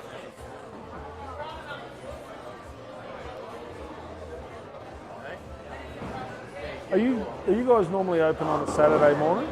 Yeah. Okay. I'll come up one Saturday morning and have a chat. Yeah. Because like I said, I need to get a bigger powder coat oven made. I want to get a few other bits and pieces. I need those, the tools, yeah. But I'm going to actually get it drawn up on a piece of graph paper, make it easier to... Yeah. They can draw it. We got a laser cut bloke around, like across the road from work, but he charges an arm and a leg. Like, I got 2 50mm holes cut out of a piece of 10mm plate, cost me $200. Well, mate, I could buy a laser cutter for that. Like, Yeah, no. Up there, will be able to do it just off your drawing you got now, or even if you got the tool, yeah. you can do it, no drama.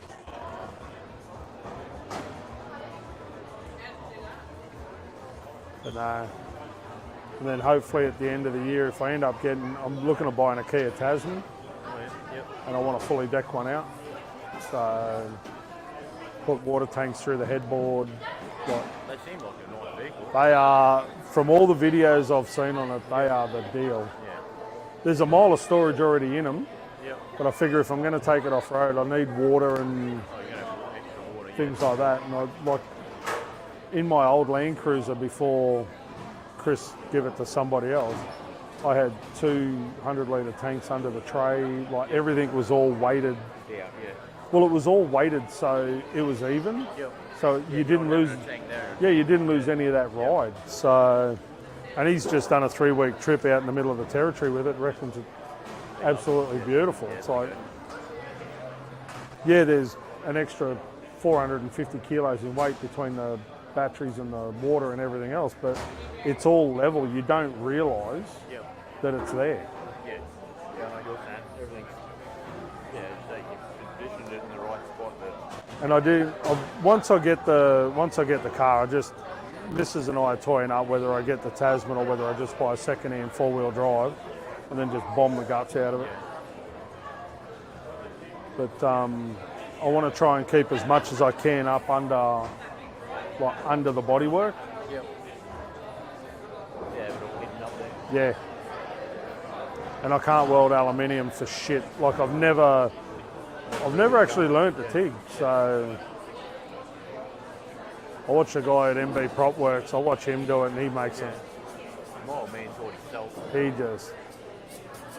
So I thought, I'll come up one Saturday. We'll Yep. muck around with a few designs. Like I said, I'll explain to you what I need with this powder coat oven. Work out a deal. I don't know how much powder coating you get done or you need done or whatever, but Yep. happy to work in something. Yeah, yeah, we would. And hopefully if I can get enough powder coating work, I can give me job away at FedEx and just powder coat for a living. Oh, mate. It sounds stupid. I just find it so therapeutic. Like, it's no stress. Some people like that when they do sandblasting and that. It's like, no, it's just nice and Yep. some people absolutely hate it.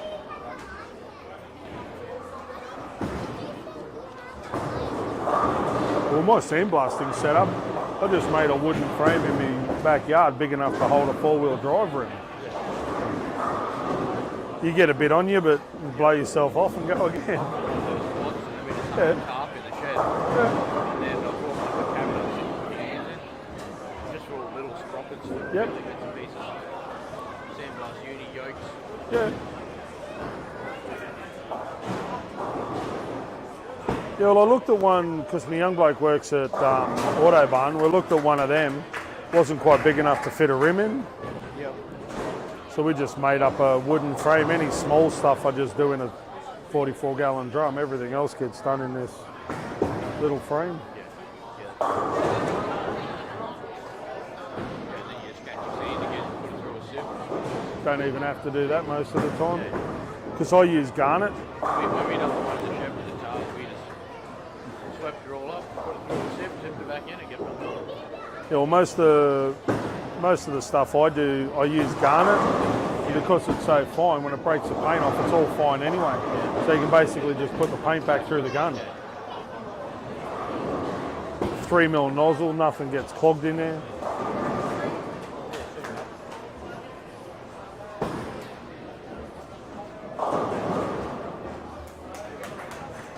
I did find the carbon fibre does not like to be powder coated, doesn't like to be sandblasted.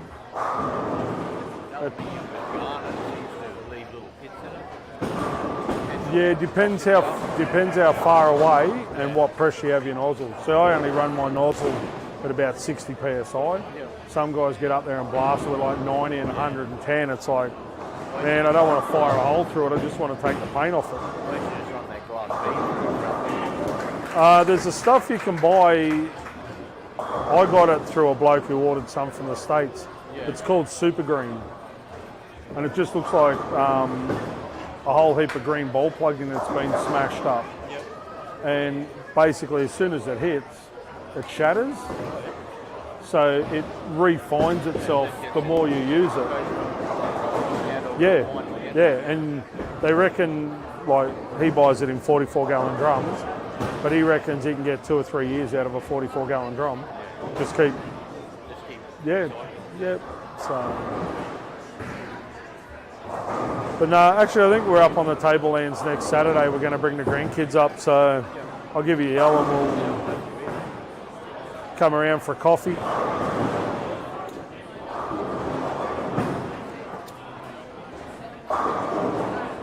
Scores are up and down. Young Ashton with a double.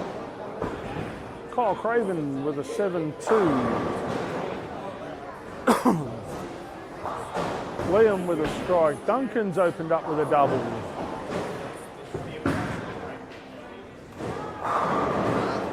Eddie Post with a 9 count. Amy with a strike after her 5-3. Bob Doyle with a strike. Carl Womack with a double. Herman and Jack both with a strike. Casper Ross with a strike after his 9 spare. Hayden Miller with a strike. Emily Hinspeter with a 9 miss.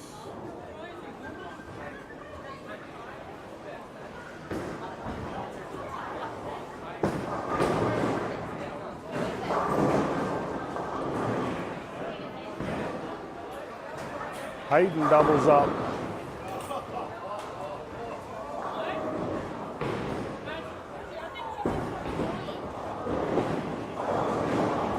Eden with a 9 miss. Amber with a double.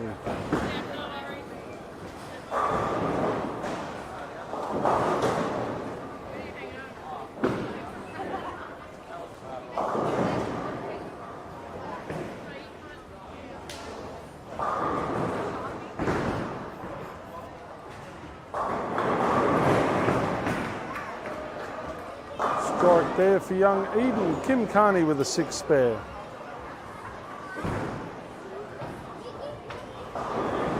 Jack with a 7 count. Bob with a double. Beck with 3 in a row.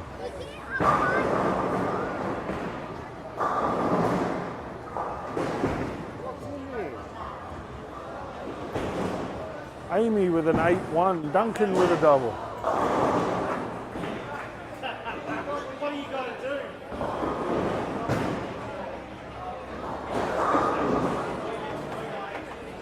Eddie with a strike. Liam with an 8 spare. Jack with a 7 spare. Oh, morning, young Dan. Hello. Nice of you to join us, mate.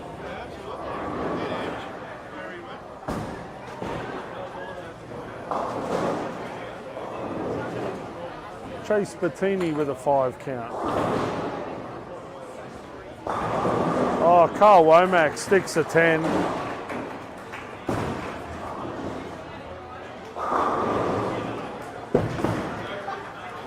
Oh, Duncan with the old drop and roll. Oh.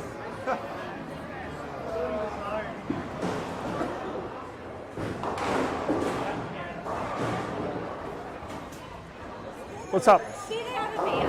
4 teams. Yeah. Two, I didn't spare it. So your 7 spare should be 7-2? Yeah.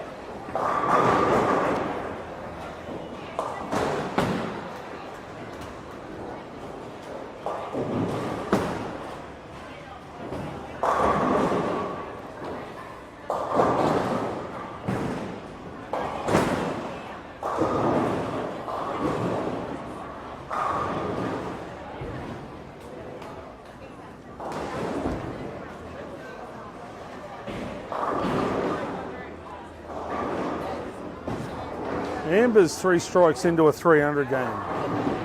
We'll give her a couple more. Then we'll go down and have a chat.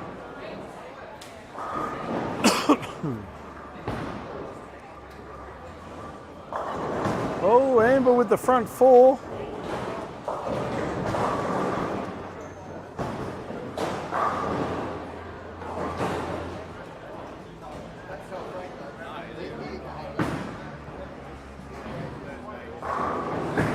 Ashton with a strike after his 8 miss on 13 and 14. Oh, sorry, 17, 18.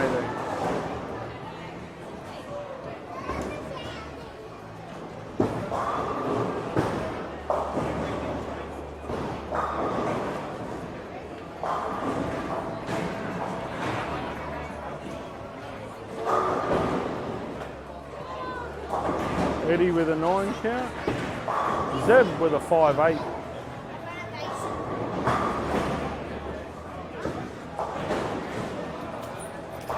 Liam with a 7 spare. Woo!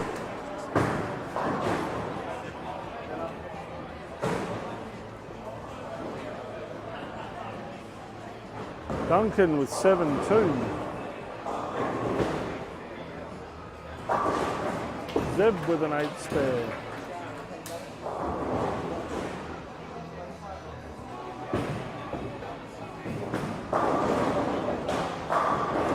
Dash with a solid 10.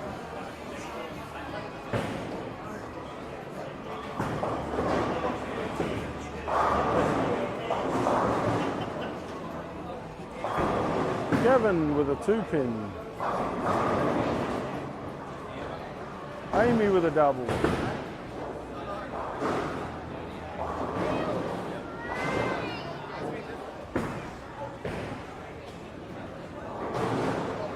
Amber, after her opening 4 in a row, throws 6-2.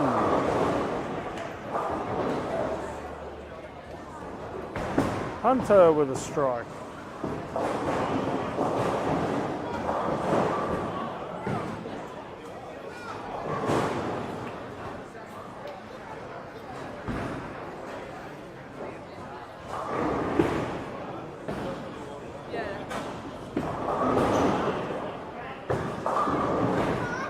Ogilvy with a 6-pin.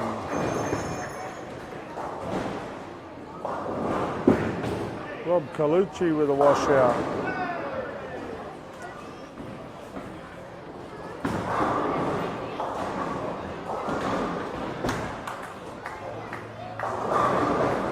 Duncan's bowling like a fireman. He's gone the old stop, drop and roll. The white mamba.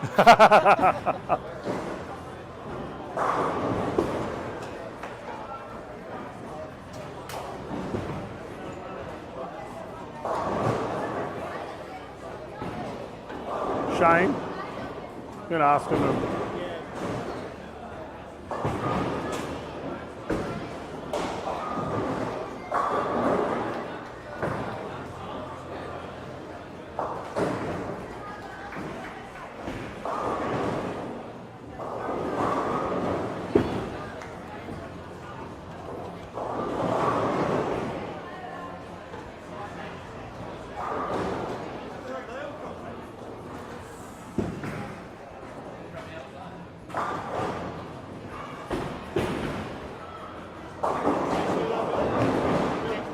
Hey? What?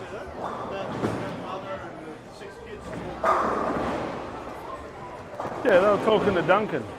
Oh, right.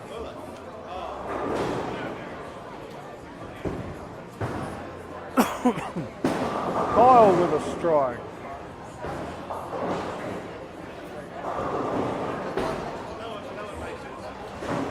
Yes. Zeb with an 8 miss. I'm just saying, Zeb with an 8 miss.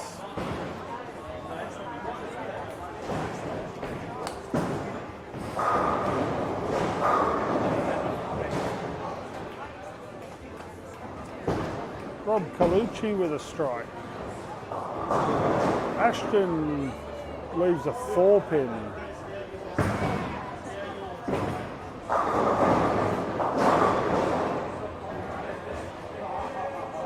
Liam with a 4-7.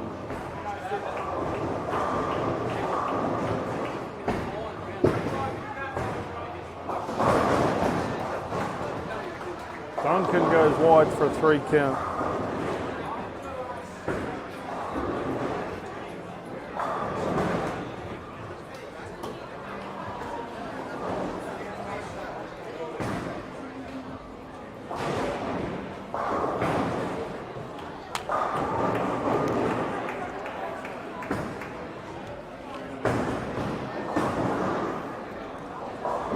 What's going on? No, what do you need? We need the 7-pin added to whatever.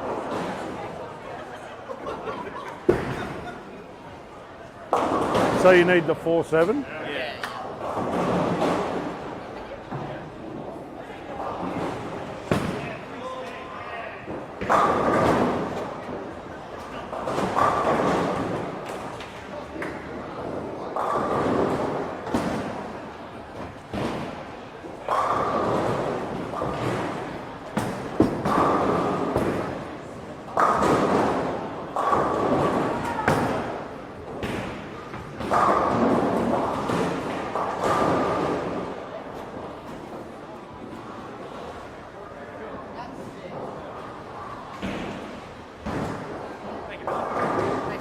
Too easy. That is such a good idea. Hey? Being able to do all your pins from there. I reckon it's great. Hey, Especially not if as you firm wanna- as mine. Especially if you want to pay for some practice. Not as firm as mine. Practice a certain spare over and over and over and over. I said not as firm as mine.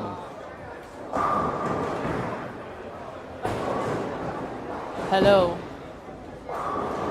Comments there by the Ellie Bowman.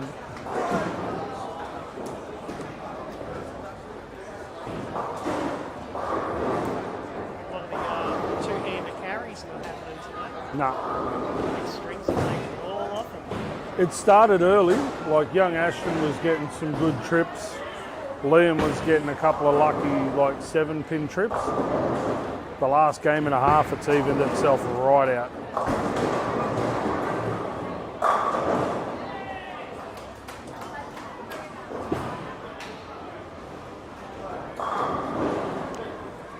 Yeah, the pattern, I don't know, the pattern started dry, sort of went a little carry down, now it's just It burn. started open, then it went tight, then it went open, and now it's just burning. Yeah. But the temperature in this bowl has gone up about, Oh, don't you dare bring that thing out. mate, the temperature's gone up in this place about 15 degrees though. There's all the bodies in here. Yeah. Like it hasn't got to the stupidly uncomfortable stage yet, but it's getting there. See it on some bowlers, Duncan sweating his ass off. Look at Dash. Yeah.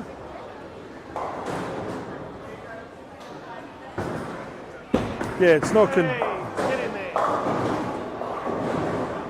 not conducive for big units.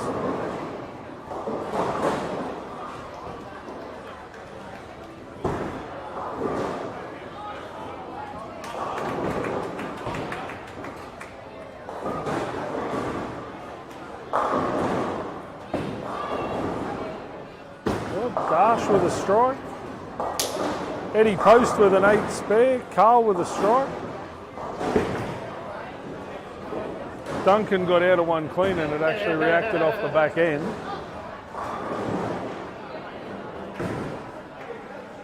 Amy's let Carl off the hook.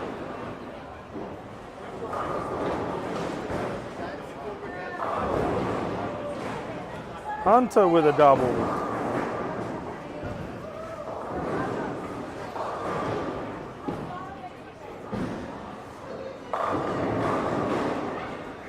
Isaac with a 9 count.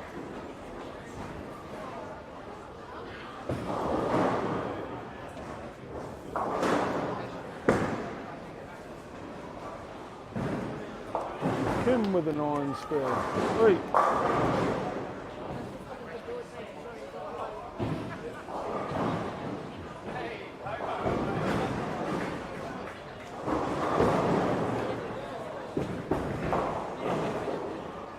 Teresa with a 7 spare.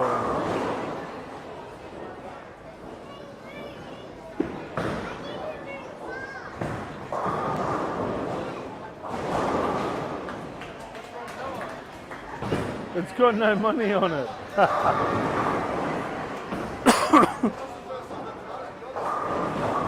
Brooke with a 7. Beck with a 6-10. Patricia O'Keefe with a 9 spare.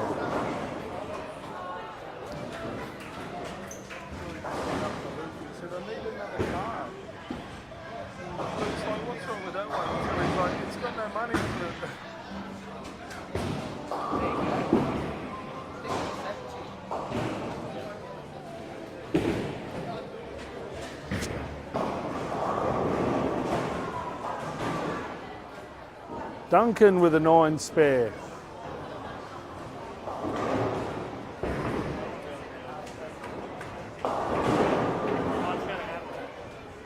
Liam with a 6-2. No.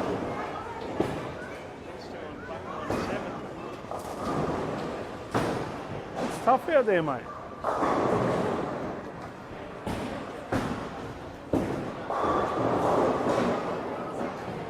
Chase Bettini with a 2-pin. He's averaging 197. He's backman's at. So 197 is a big average at the moment. Oh no, hang on. Eddie Post is averaging 203, but he's bowling with bunches, so he doesn't have a hoe. He needs to average 240 to carry him.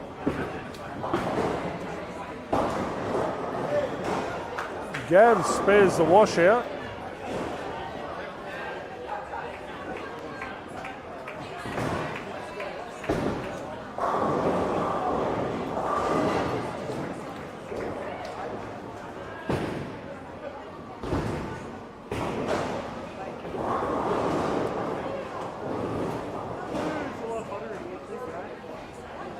That's because I'm here, mate. Oh, it's because of that haircut. It is. Like that every time you walk past me, I go. Oh, what are you doing playing with my ear? First you're grabbing me on the butt, now you're playing with my ear. Like, Jesus, woman.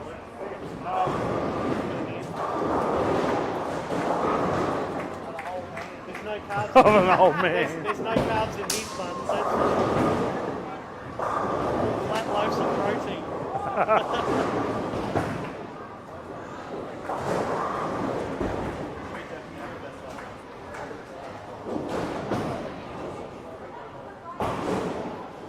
Oh, Kyle Craven, 136. I don't think that's his first 130 for the day either, actually. I just think everybody's playing the wrong part of the lane. Everyone's out too wide. Too square, too wide, or from the ball? No, too square, too wide. Need to be deeper. You've got to play the oil and just throw it at the right-hand gutter. You're not going to throw it in the right-hand gutter. Like Dash has missed that one, 11 boards left and only just gone Brooklyn. Like, there's a mile of hole. Absolute mile of hole. But everyone's got in their head that they've got to play up the corner.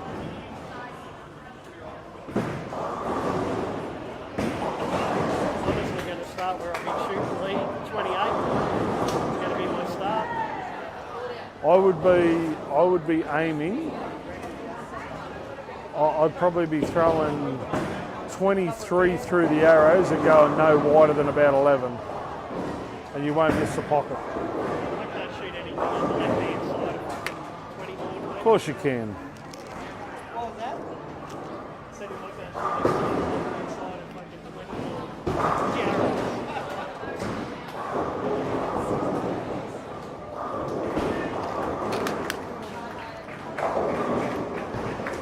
Crush all three and then breathe in. Oh, fucking hell.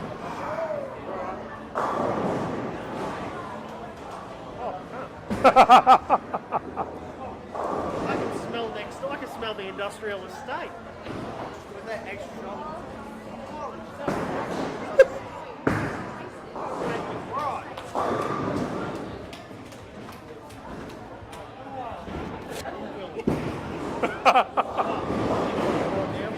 Oh, I didn't bring you. Oh, edibles.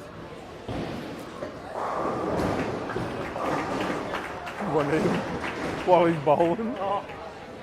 And I've got these little red cube ones. Apparently they're really fucking strong. So as soon as I finish my wasabi, tromp, baby.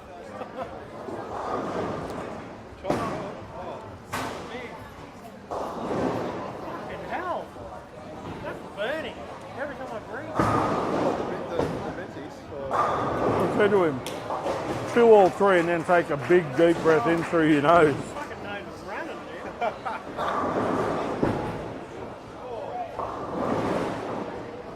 What's he done? 9 spare, 9 miss. What's he need? I just think there was a 10 pin there or not. I don't know. Yeah. Yeah, mate, It was 10 pin. Yeah, you're right. Sweet. There you go.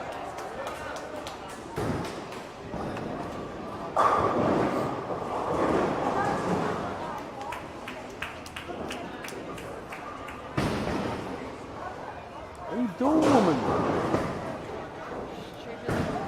Look all my 8-1, 7-1. Just, I don't know. I put pressure on myself. What's the most reactive ball you got? I've just changed it to the idle pearl. But like I struggle mentally. I come out here expecting high games, trying to You're playing the wrong part of the lane. Can you play as deep as Carl? If you go to something super reactive, can you play in that deep? I can play in, yeah. Because what you want to do, and I just said this to Rosberg, I've watched everybody play and everybody's trying to shoot straight down the edge of the oil. Yeah. You want to get in super deep where it's nice and soupy and float to the dry. So grab something super reactive, go probably 3 and 2 left, 3 with your feet, 2 with your target, and just float the ball to the right. Don't point it at the pocket. You point it at the pocket, you're in a world of hurt. The trouble is Amy has a ball. She doesn't swing balls. Literally, all you do, move 3 and 2 right and aim at the 3 pin. I'm serious. I wouldn't do it with an idle pearl, but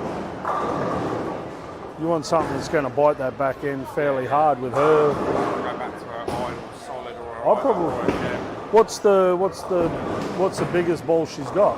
Probably the gem. Go to the gem. See, that's the line. Now she needs something that's going to bite. I'd throw that line with the gem. She never missed the pocket.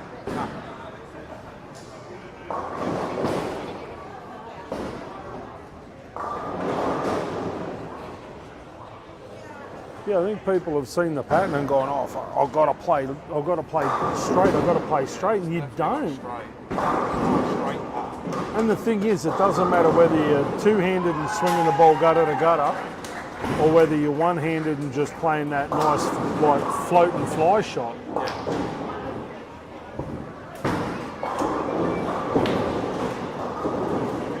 All right, I'll get her there. Tell her, throw the.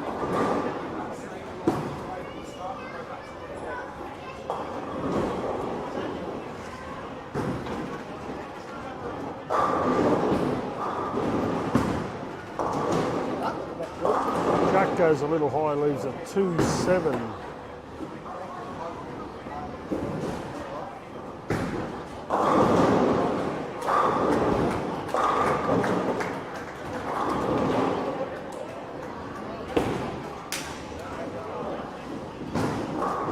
So your one? Yeah.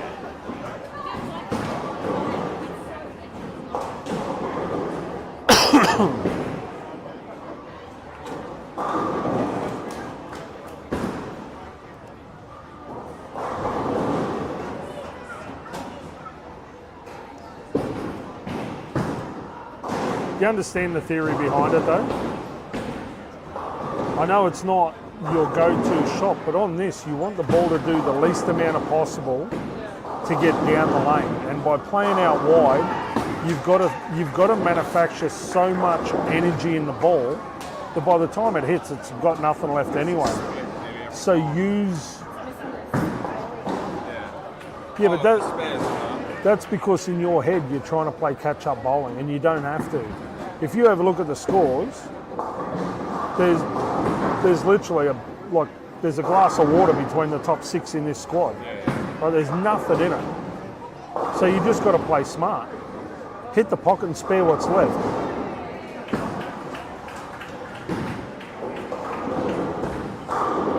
So your biggest problem, she throws 230 the first game and expected to throw 230 every game. Exactly. She went, I started so well. I said, yeah, but then the ball started moving and then that's when everything starts spreading around. Well, this is where, and it kills me with a lot of bowlers, they just don't watch what's happening around them. See, that's in the pocket? Got to be. The shot's there all day. But it's gone from wide open to super tight, and now it's just burned. See what I mean? That shot's there all day.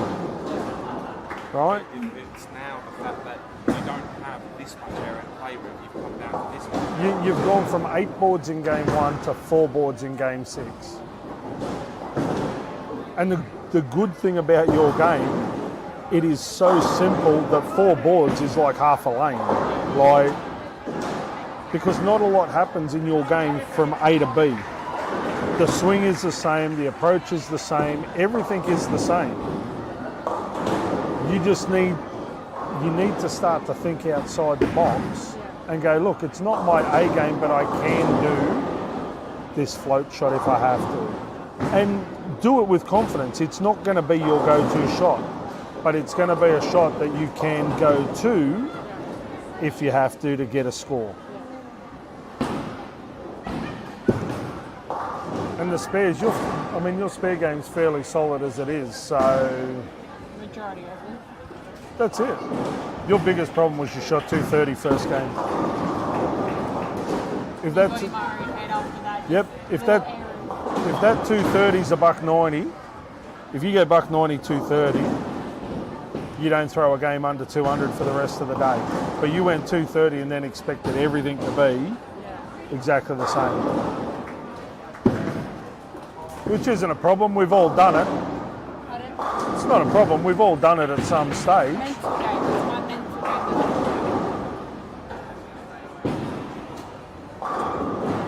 game. No self... Bob! Hey, you don't want to bowl on that lane, you threw a split. You did. Follow her lead, please.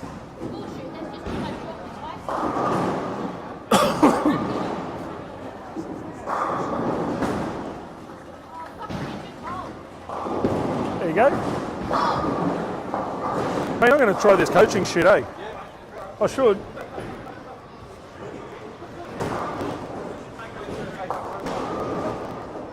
See? Yeah, see, you wouldn't have got... Hey, you wouldn't have got that on 11. Mate, you wouldn't have got that on 11 if you'd have bowled.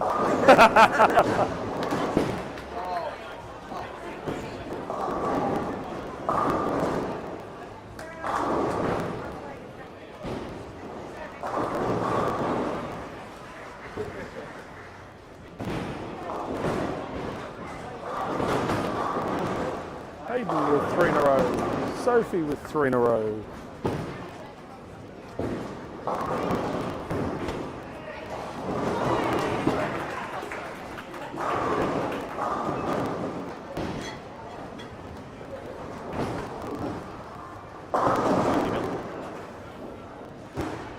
4 pin for Ethan.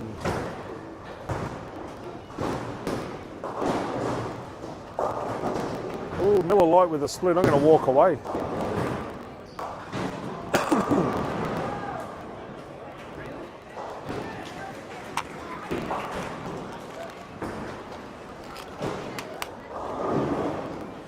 Kim with a 9 miss.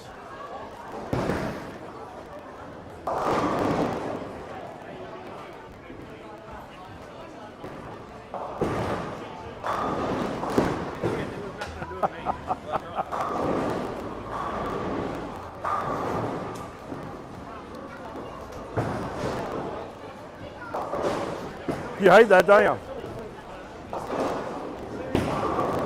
Keep your lips closed for 5 minutes. Hey? Oh, fuck. Yeah. Angelo's got all the money. Yeah. Angelo's got all the cash. I'll give her 50 Someone cents. just give me some cash. No, you missed the best one. She walks up to the counter. Luke, my card. I need another card. And Luke's like, what's wrong with this one? It's got no money on it.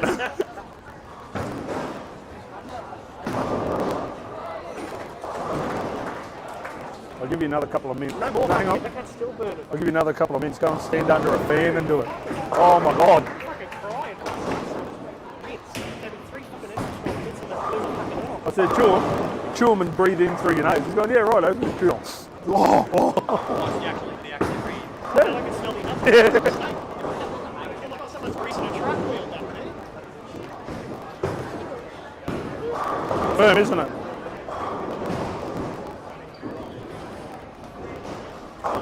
Oh, Dash trips a 10.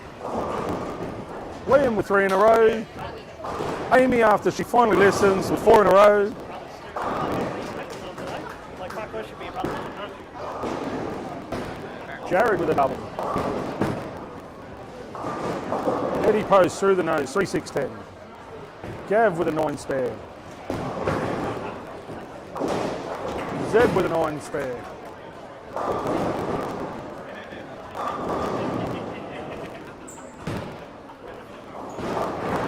Jack with an 8 count. What?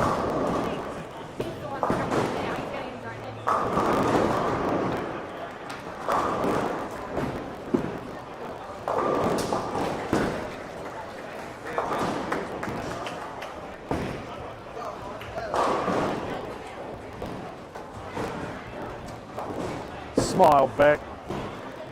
It's not the end of the world.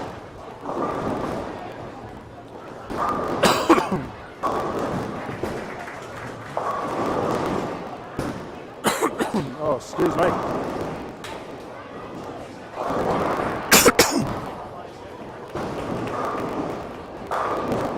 Actually, thank you.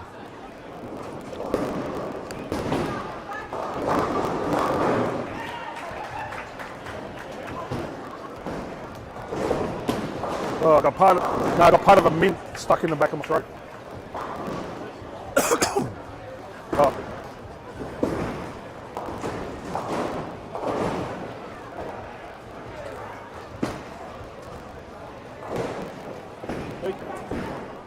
Kyle Craven with a 9 spare. Amy with a 9 spare. Dash with a double. Liam with 3 in a row.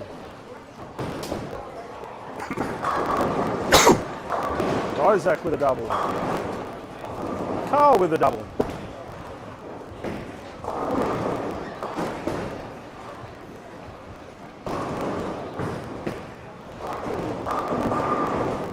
Beck with a strike.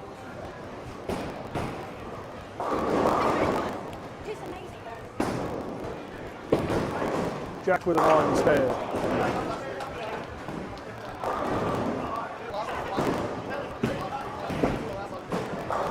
Oh, Bob Doyle with a strike. Liam drains 4. No rocket science, love. That's frustrating, isn't it?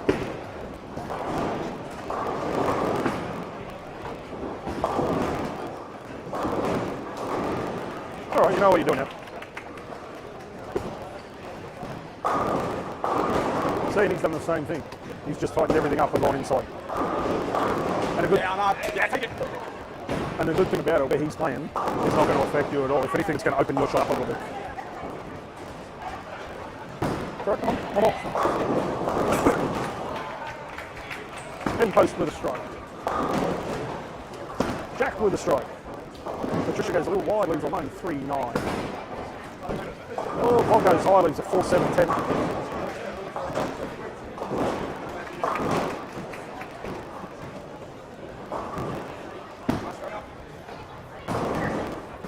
Oh, Liam.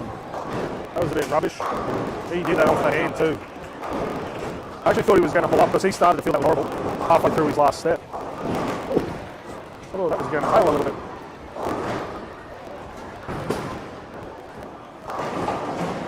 That's all right. That's that one shot where you try and throw that pocket, you try and throw too good a pocket shot. It's all right. You now know that where you can't throw left.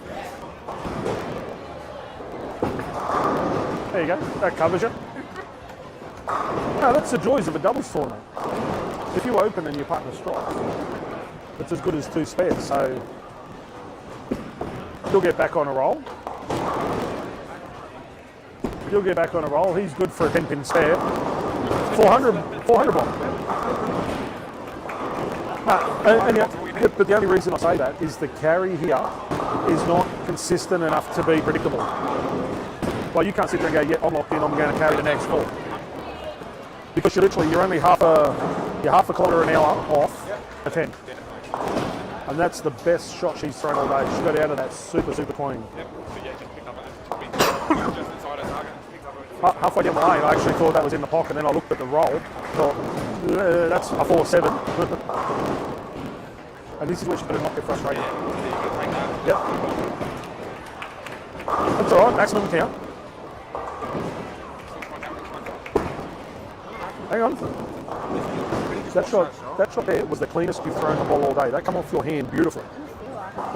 You got out of that nice and early with the thumb and caught it clean off the fingers. And halfway down the lane, I actually thought this is going to be the shot of the day. And then you watch it roll up a little bit. So if you're gonna catch the ball that clean, you go one more ball with your feet left, or be confident and follow through towards that 3-pin. Like I said, it was a good shot, and you can still punch out for 2-0. Right? And considering where you were at the start of the game, basically anything from the 8th frame minus a bunch, if you were throwing $160 pace, you're now throwing, I would say, minimum $190 pace. 2 over the double, and you're throwing the ball well enough to double. Definitely well enough to double. 125 for Hunter, 147 for Isaac, 182 for Jackson, 225 for Kyle, 147 for Fennec, 169 for Zed Holt.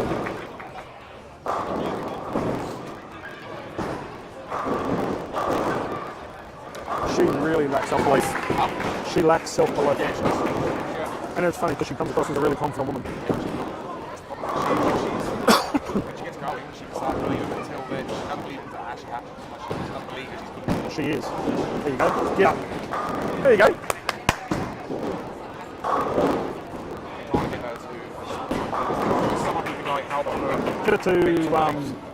Get a one session with Johnson. Oh, yeah. He's about $130 an hour. Mate, that guy's worth every single cent. I've never met too many. She hasn't lived it, but she doesn't believe her. So she lets it win. Side of it, just attack. I've never met too many sports socks that I've enjoyed, but Phil Johnson, oh my God. That guy is just next level. Oh, yeah.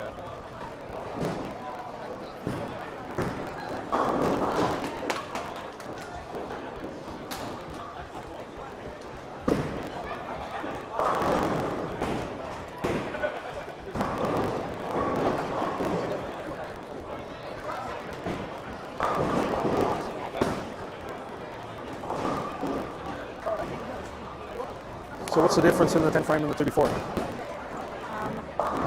frame is like hardest, and then the 10 frame, I kept that same slot that had like confidence in my shot. Exactly right. A little bit of confidence and just a small drop of self-belief, I think. That's what I mean. That's all you need to do, right? Do what you do well and believe in you. I know that's hard at times, but believe in you. You're throwing the ball well enough to be able to do that pretty comfortably. You just need to believe that you're at that level to be able to do it. All right, they made me come down and kick the butt.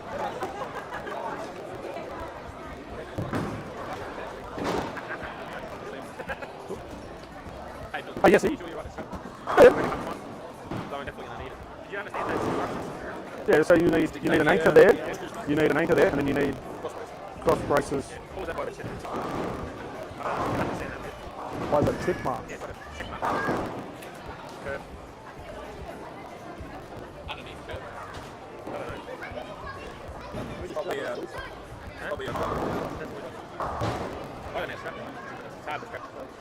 Optional thumb support with a strip from the base of the thumb across the back of the wrist.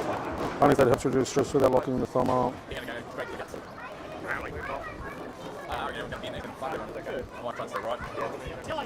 What have I told you about your volume?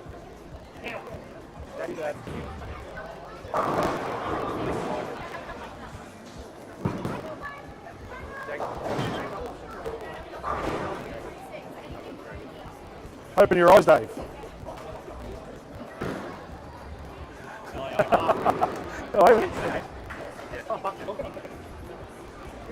I walked past you, I said I'm here, and you just...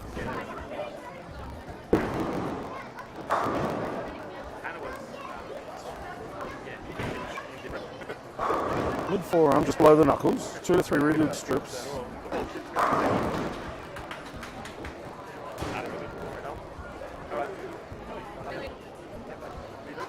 The only thing I can think of is when we do the cross braces, if you look from that to that is a tick.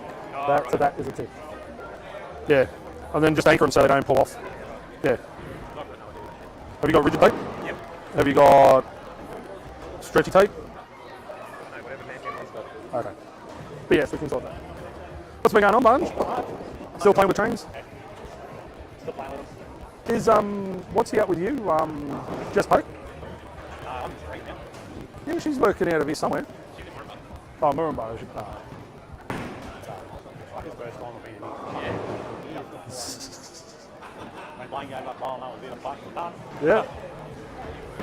He's still over in WA? No, man, he's working out now. Okay, doing what? Mechanic and fitting. Oh, okay. He was working on a fucking low loader.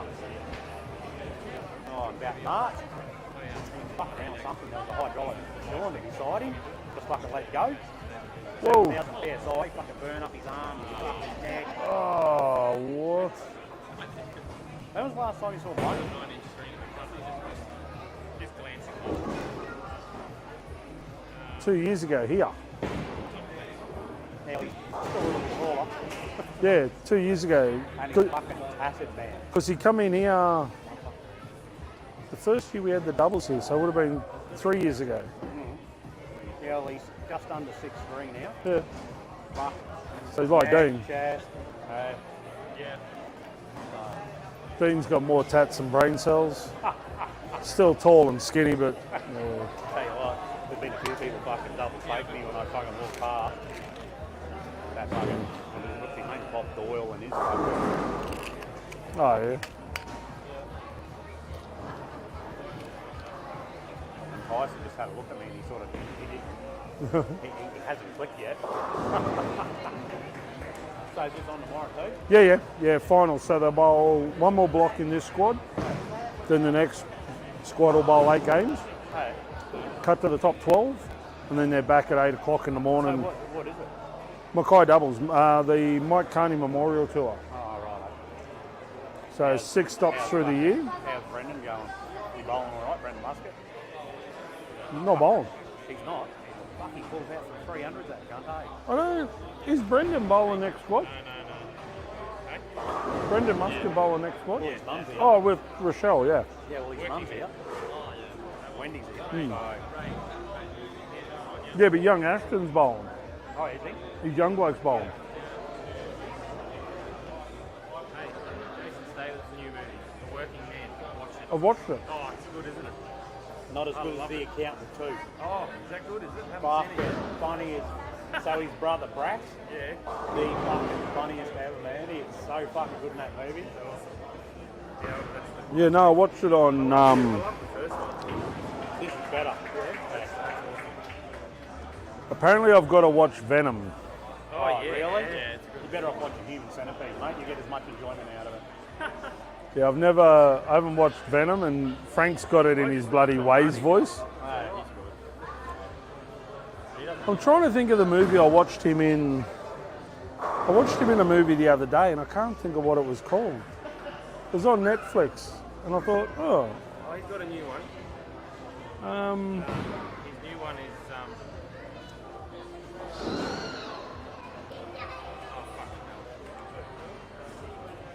what was it? this one in actually.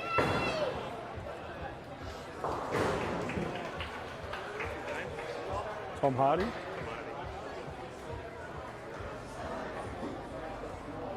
Just come out. Havoc. Havoc. Havoc. Yeah, that's it. That's the one I watched. Hey, it's not too bad.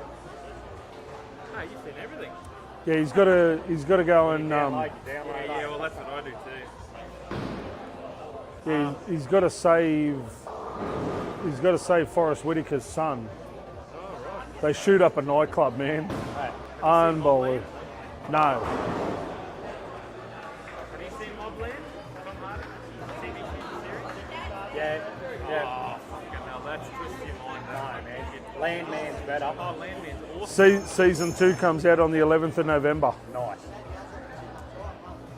I just like the daughter in that. Oh, yeah. Yeah. Yeah. Yeah. The ex-wife and the daughter. Yeah. I like it when they take the oldies to the strip joint. Yeah. What are you doing? Keeping up morale? Another good movie, Fountain of Youth. Yep. Yep. And if you want a really good TV series, Critical. You want an account? What's that for? Flex. I store it all on my server at the home. Flex. Flex. I got Flex. App.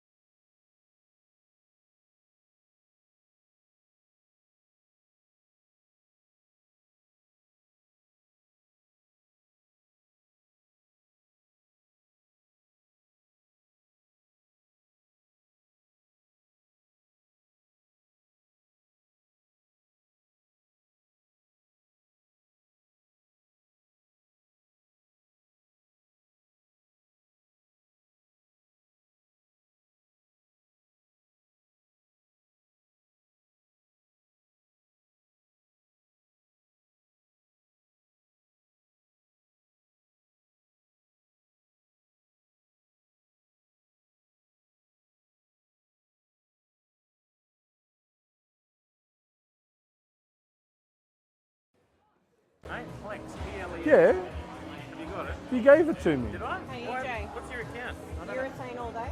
No, don't say that. Don't say that shit. I'll give you an account. I'm sure I had Plex, because you gave it to me. Or was I using... No, I was using Tyson. I hate this working full time for a living though. Well, what are you doing now? Working for FedEx. Oh, right. I got to win lotto. Yeah. Yeah, I love my job. Penny you fucking work for it, though. Oh? I love my job except for Penny want to work. Yeah, that's it. I just don't like the idea that work gets in the way of life.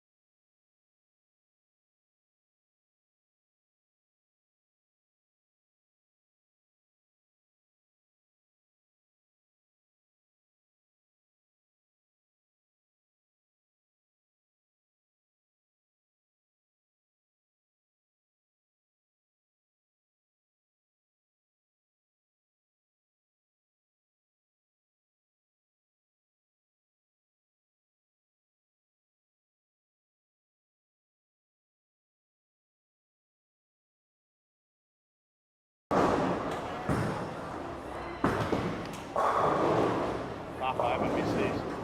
Not at all. Just fucking Tiana's getting married. Who? Tiana. Who'd be crazy enough to marry her? Dude, he is fucking out there, right? Hey? He's out there. Like,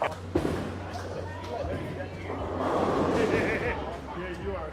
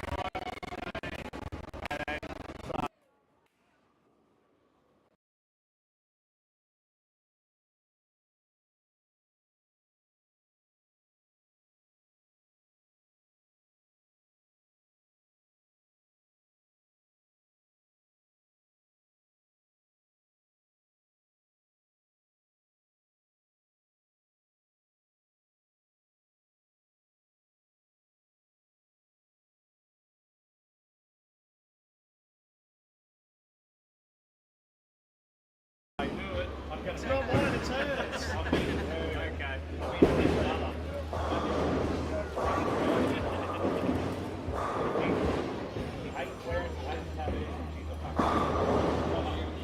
Yep. You are number one on her Christmas card.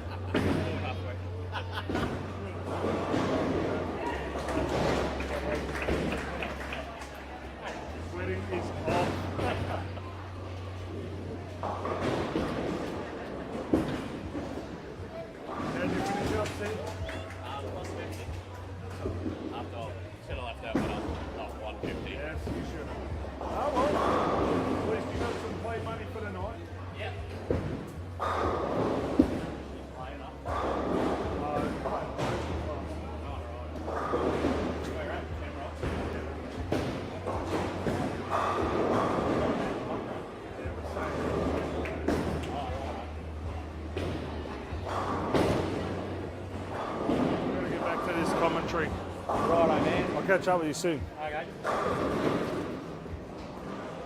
Alrighty, we're into the last block. Smile Nest.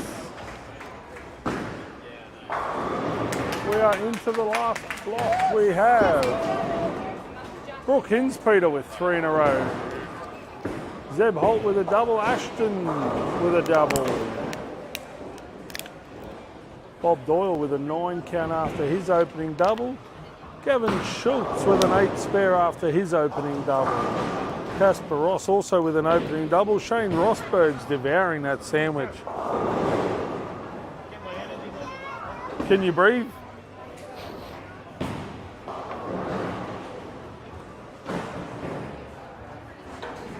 Kyle Craven with a double. Chase Bettini looks to be carrying his dad this game, although I have noticed, Jared was carrying Chase for a while there.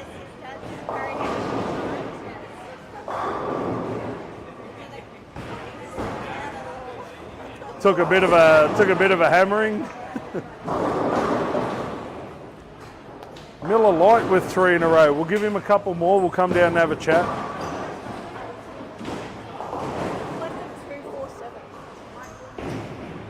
You spared it. I'm going to say that you went a little bit light. No ball speed.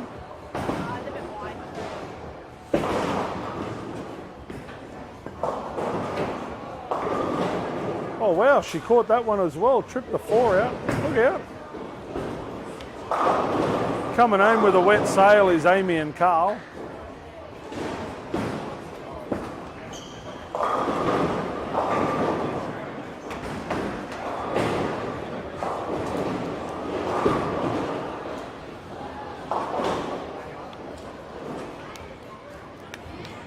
Liam with a strike.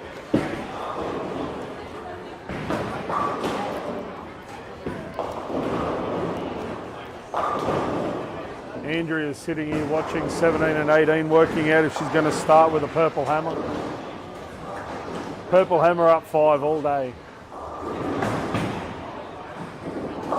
Ben will play his purple hammer up 10 and EJ will be having nightmares for months. Still firm, eh?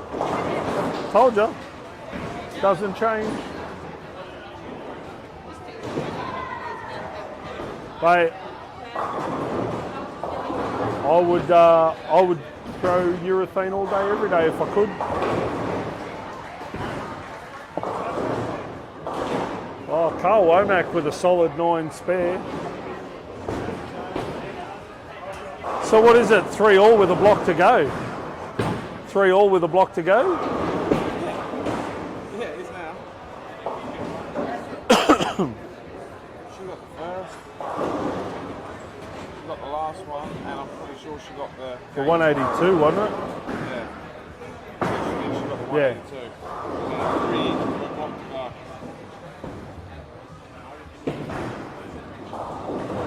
So you guys are like the rock band, Womack and Womack. Yeah. Although she didn't know and I didn't know, that's what Tyson did, because when we sent off the shirts, the last ones that came back with Womack and Womack, and then when these ones turned up and come back with Womack and Womack, she put it on, she didn't know. So I went, are you not telling us something? And she went, what are you talking about? And then when she turned the shirt on, she was like, that saucy fucker, you tell me you did that.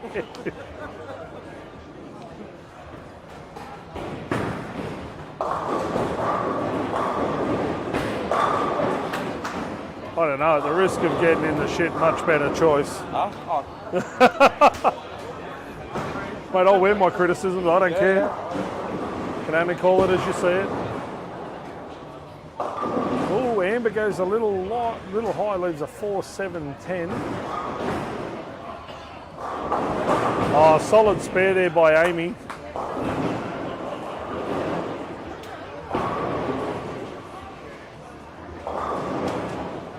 I reckon in another 15 frames, Amy's actually going to smile for the first time today. Oh, hang on, I've got a laugh out of it. It does happen.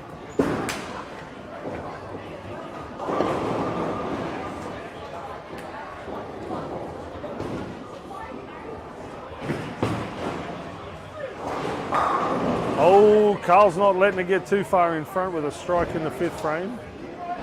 Liam's on a double. Darsh with a foul spare strike.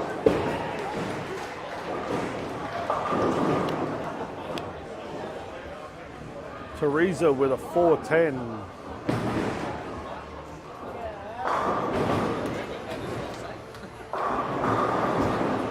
Chase with a double.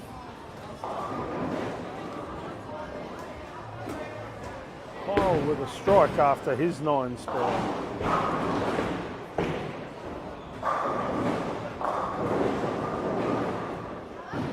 Elise with an 8 count. Bob Doyle seems to spare the hard ones, not the easy ones.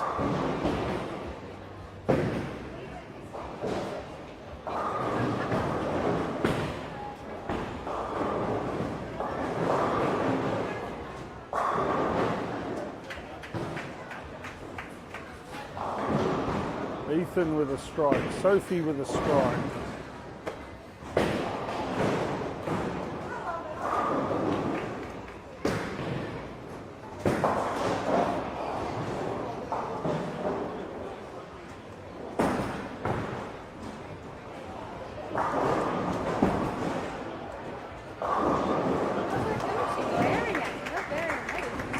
I'm just seeing what's happening down this end of the world. Seeing what all the cool kids are doing. And then seeing what Sophie's doing. I said seeing what all the cool kids are doing and then seeing what you're doing. I'm the coolest kid of them all. So you keep telling me. You tell me actually. You have no evidence of that. Deny all accountability.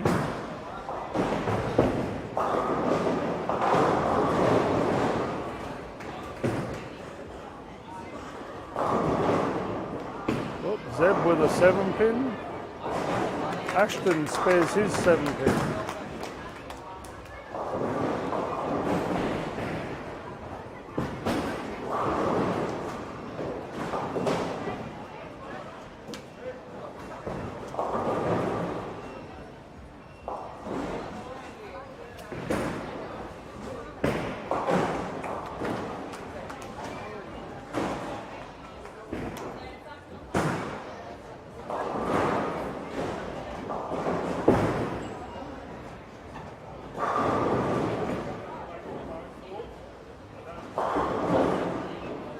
Jackson Green with a solid 4-pin.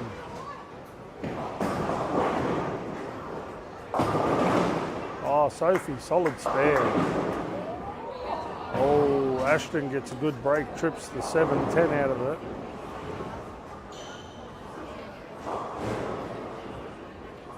Why are you walking like an Oompa Loompa?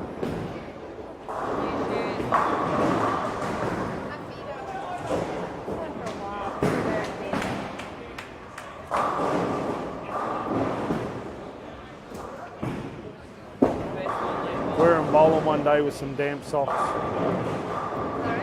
Wearing bowling one day with some damp socks.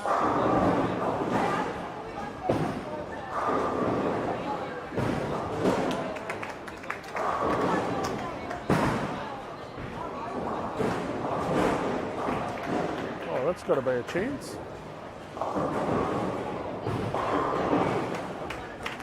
Brookins Peter with a double.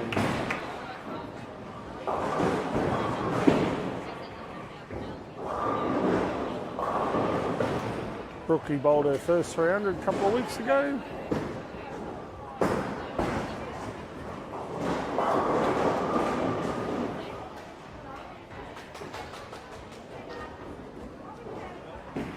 Nope.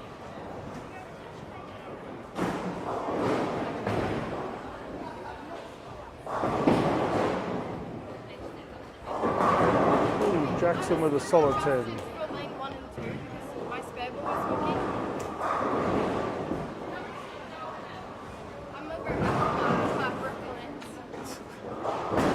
Go Brooklyn, you don't leave a 7-pin.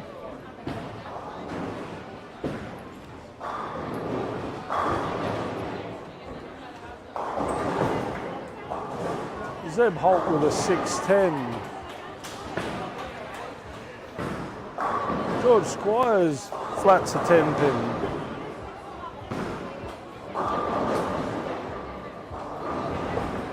Isaac Dickerson with a 7 spare.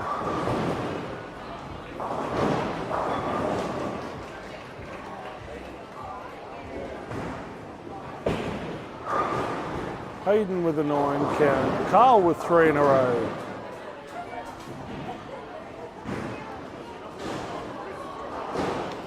Liam with a 6-3 after his 3 in a row. Gets up there, rings a 10. 9 spare for Amy.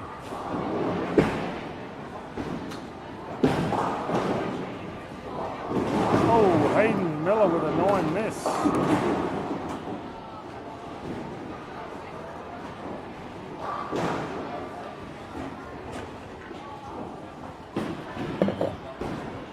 Liam with a 9 spare.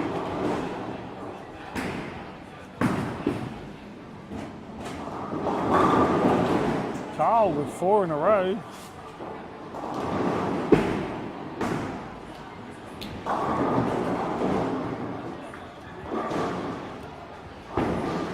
Chase Bettini with a 4-9 after his 4 in a row.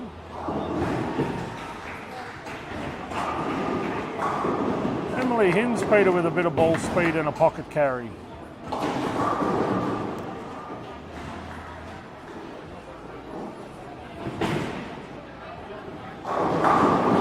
Dash Brown smokes a pocket for a strike.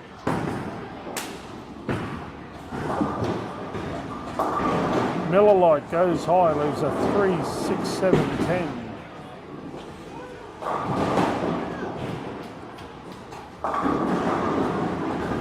Amy trips a 4, bit of a fist pump, a little bit of self-belief in that shot. Look out.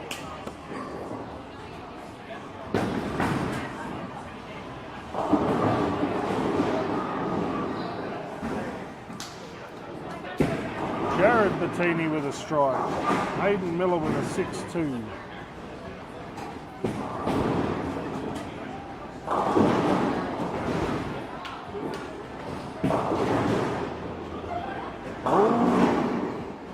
Carl goes high, wobbles a 6, can't knock it out. That opens the door for Amy to take this game.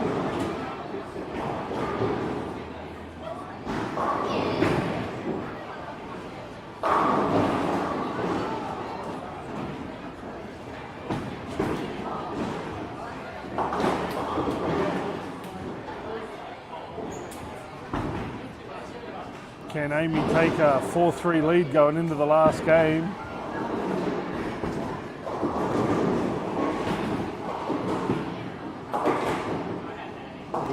Carl makes no mistake with his 6-pin.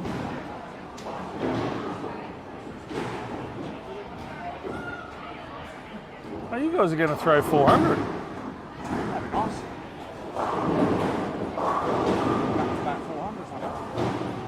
Look out. Start the tournament now. Started with 2 400s. Should be able to drop.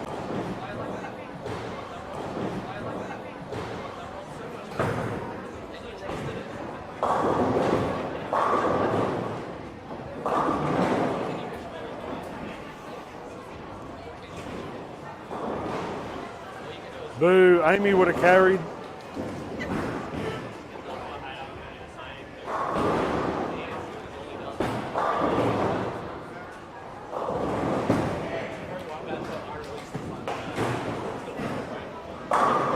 Oh, how has Dash not thrown 300? He's got it on a string.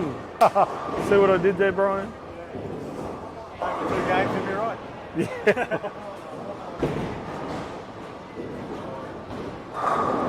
Oh, Emily sticks a 9.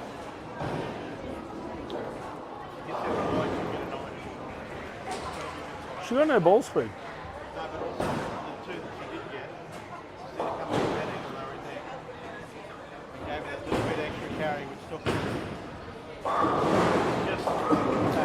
Just that little bit.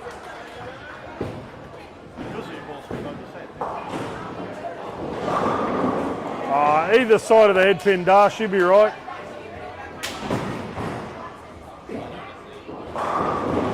Any side's a good side.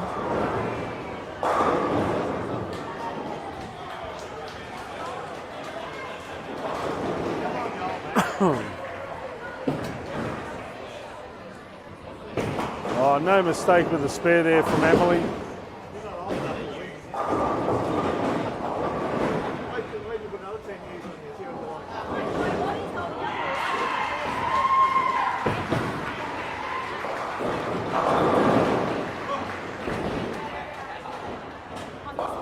Kid's throwing a spare, like, calm down. Hell of a chance spot for a spare and a strike.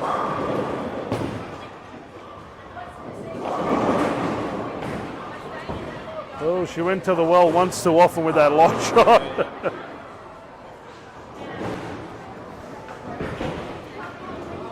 Smile. Look happy. Huh? I need to give you a bowling ball still. Which one? The broken one. No! Who, what, when, where? What'd you do, Hato? I went 8 balls. Just out of the gutter. If you're going to jump it out of the gutter, at least spare it. Can't, it was on the screen. Well,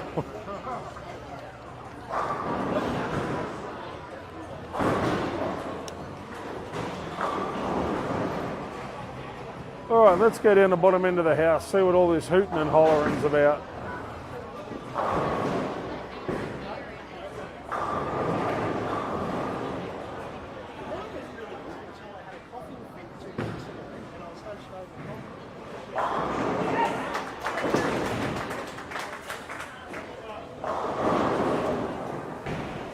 What did I miss down here? I thought somebody was shooting 300.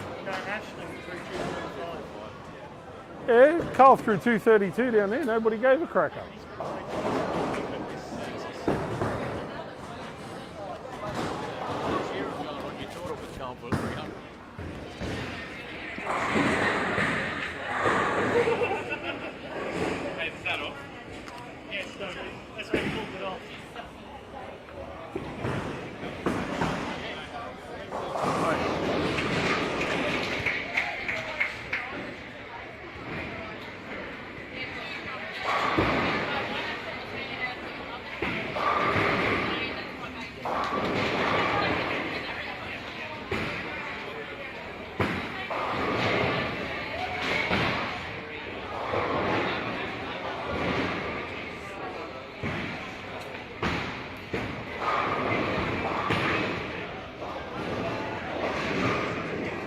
Care if they do. I don't understand why. I don't care either way.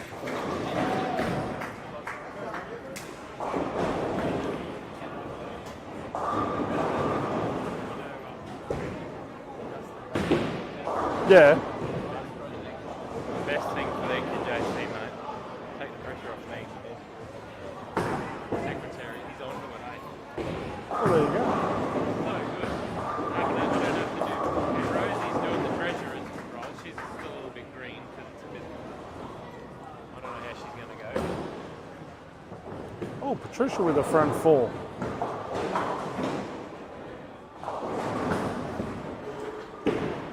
We'll give her another couple of shots. We'll go and have a chat to her.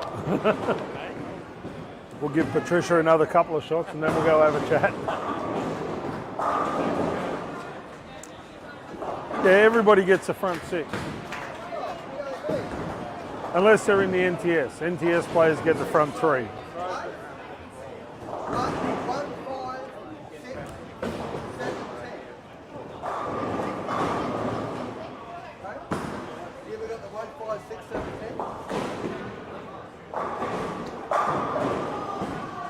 Six, seven, 10 spare. I'm impressed you left it to start with. I know. I'm good at doing shit like that. Ashton with an 8-1.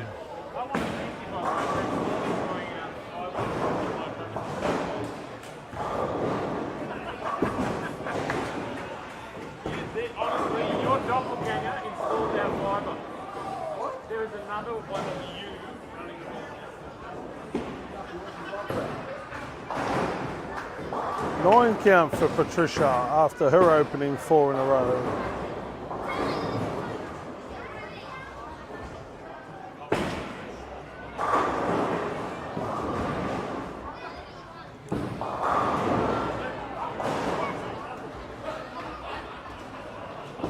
Hunter with a 3 spare. Kevin Schultz with a 9 miss.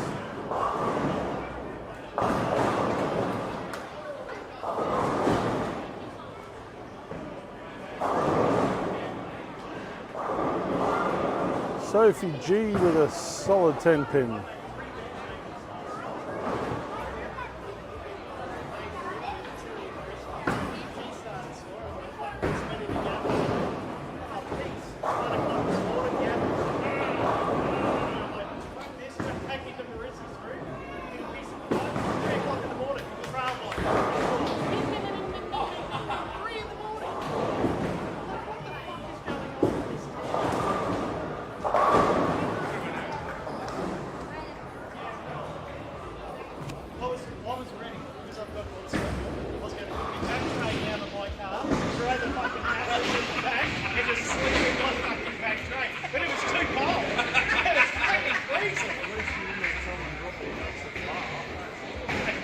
He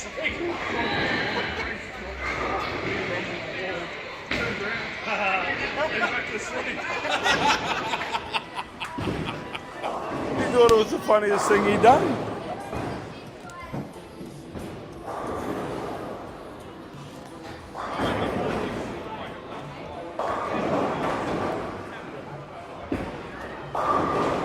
Oh, Dash with the front 3. We'll give him 3 more. We'll go and have a chat to him.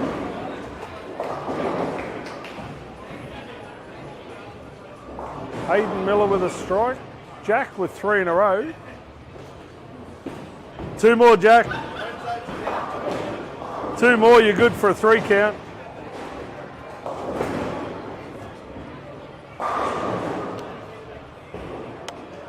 Kyle Craven with a strike.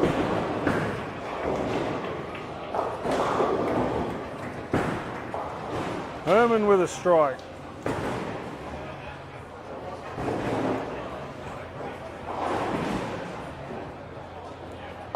Oh, Carl Womack smokes the pocket.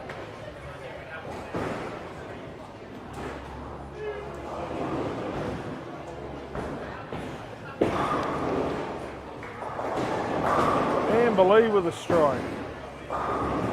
Jared Bettini, 9 spare.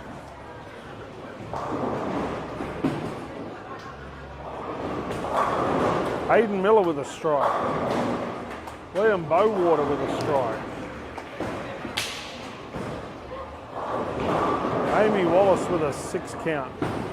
Or 6 pin, sorry, 6 count. I knew what I meant. Yay. What's up, Hades? Nothing.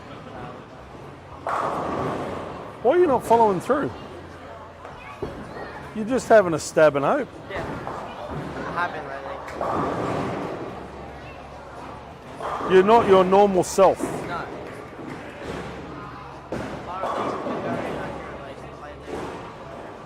Well, it's accurate. There's just no follow through. There's no purpose to the shot.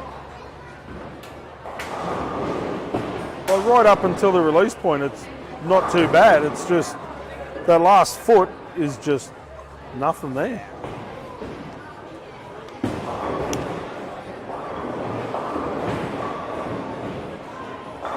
Oh, Dash with the front 4. We'll give him 1 more. Although that's a 300 pair here. That's where Brad shot his 300 last year. Mind you, Dash has already hit the pocket more times this game than Brad did. Liam Bowater drains a double. Oh, Carl Womack shreds the pocket for a double. Amber leaves a 4 pin.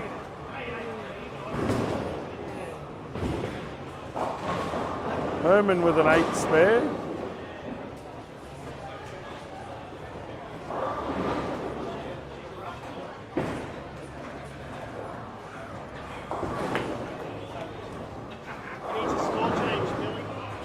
What's up, Isaac?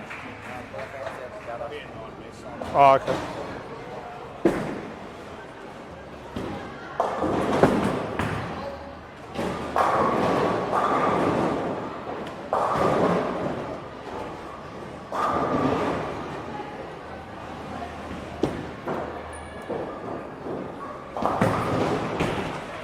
No worries.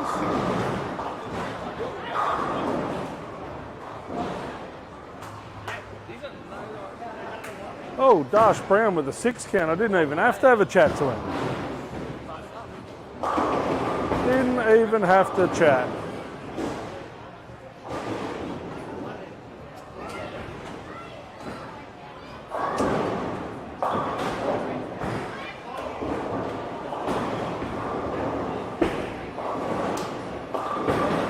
Emily Hinspeter with a 4 pin.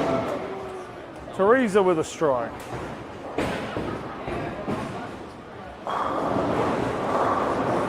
Oh, go away, Carl Womack.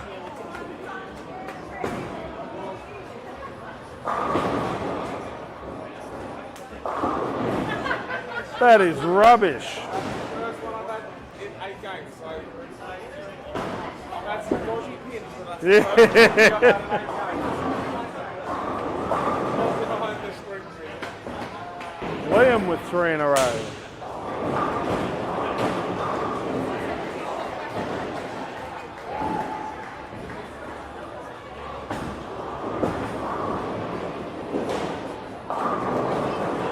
Amber with a 9 count.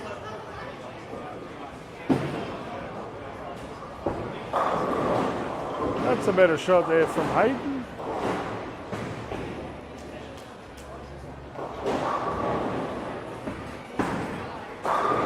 That was a lot better. That one you actually followed through. I have to keep my speed up on that lane. It's very speed sensitive.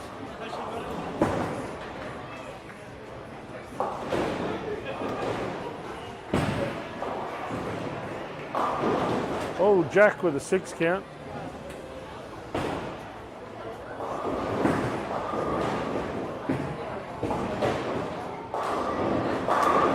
Emily Hinspeter finally throws a strike.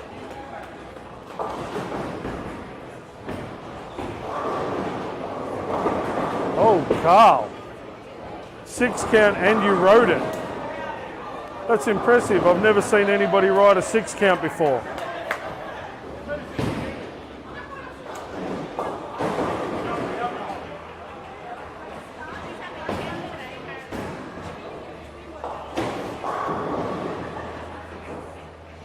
Didn't he throw a 6 count? Wasn't there 7 pins still with that?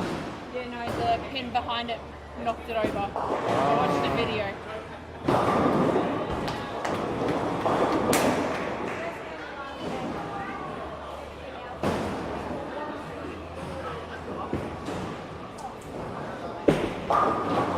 I was just impressed that he rode it. It was never ever going to be a strike and he still rode it. I was impressed with that. What was that, the rookie? No, that last shot, it was never ever going to be a strike and you still rode it. I let go of it, come off the hand better than the other ones. Though. Yeah, but it was way deep. Oh, yeah. It was way deep. Just didn't recover.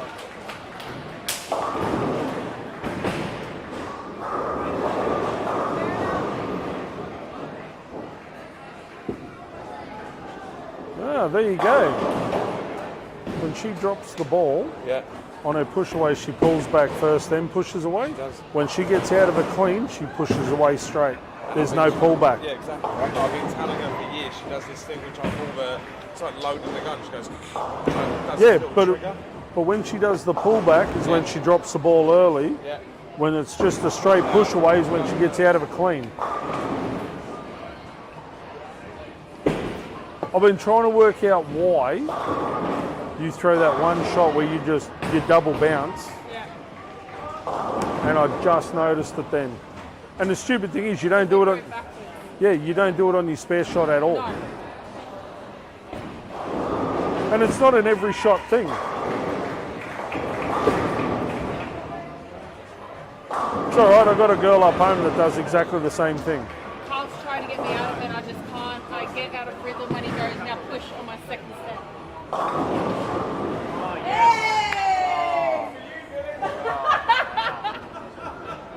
That's amazing. That was better than the last one. That's a Shot. That was better than the last one. The moment you did that, I'm like, oh. that's a beaky blinders. It comes flying across and I was like, if I'm lucky enough here, I could do the old little love tap and get the trip onto the other one. And knocked the 6 I'm going to take because I should have been a 6 man all day long. With a shot where she pulls back, what I've done with Stacey up home, on the second step I've got her to push down at a 45, not straight out. And found it was so much easier to, yeah, and she doesn't lose any of her timing. She gets there, and that's what I've been saying about it. In fact, Donkey, her timing goes off, she gets there and she goes like that little But she pulls back and pushes straight out. Yeah, and then that point. But when she pushes out normal, it's not a 45. It's about a 27 and a half type thing. Like that's why I'm saying to try and get her out of it, what Stacey does, Stacey pushes away at a 45, and it brings her timing back in properly. Yeah, definitely. So trying to get that angle. Yeah. As I said, throwing the ball great. Just look, she's got ability. She just in her head. That one shot. To believe herself. And yeah. And when she goes to get a bad shot, all of a sudden it's the end of the world rather than because she mentally goes, oh. But I've noticed, and I know it sounds horrible. It sounds like I'm picking on. I noticed a lot of women in Queensland have that. If I throw one bad shot, that's it, I've got to throw 5 in a row to make up for it. It's like, man, you throw a bad shot, you make a spare, you throw a double, you're over. Like, exactly right. And then you move on, and they seem to dwell on allowing the bad shots to control the rest of the game. I reckon that's a shit shot. I reckon if you hit the left-hand side of the head pin on that spare, it should be a spare.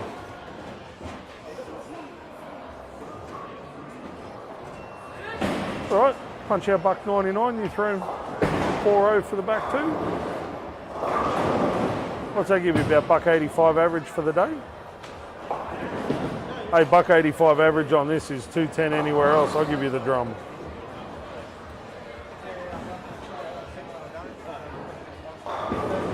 I reckon you're good for $1.99 anyway.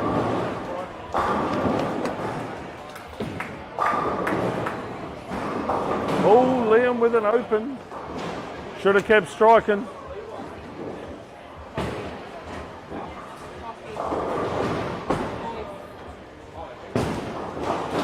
Mate, they can be as cocky as they want. It means bugger all until 1 o'clock tomorrow afternoon. I was gonna say, cocky means bugger all when you're waking up on fucking next one. No point until qualifying. Doesn't mean fuck all, man. There's another school. Yeah, but either way, pinfall drops for the final. Exactly right. So all you got to do is make the top 12. Right now, all you're doing is you're trying to shoot the best you can to get there. It doesn't matter.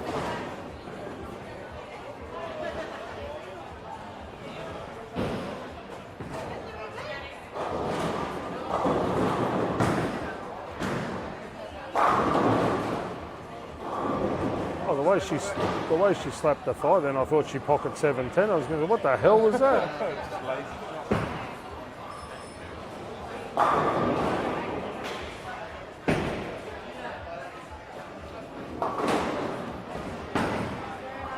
Yeah, I reckon, I seriously think one session with Phil Jauncey, oh my God.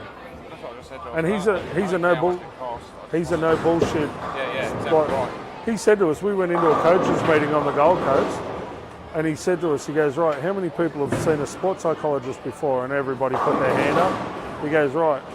He said, everything they've told you is complete nutter, bullshit. I'm like, well, here's a good start. what? Yeah. You my man. And then he goes through on this like 2.5 hour presentation, and I'm sitting there absolutely glued to every word that man was saying, because everything he said made so much sense. Like, you know how you tell somebody something and you think, like, everyone around you thinks, oh yeah, that's a load of rubbish, blah, blah, blah. And then you have somebody completely out there validate a line of thinking. It makes you believe that everything you He gave work us for is actually... He gave us all a pen. And he said, right, I want somebody to get up here and draw me a pressure. Nice. And we're all like, what? I want you to draw me a pressure. You all reckon you've suffered it and experienced it, what did it look like? How big was it? What colour was it? What did it look like?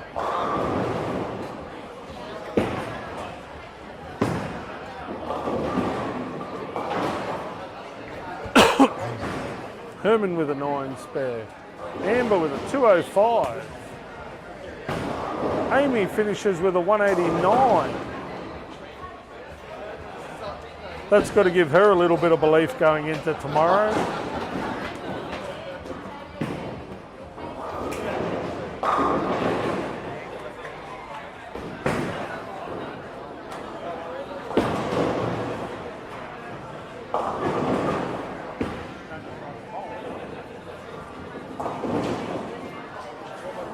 There you go, Amy.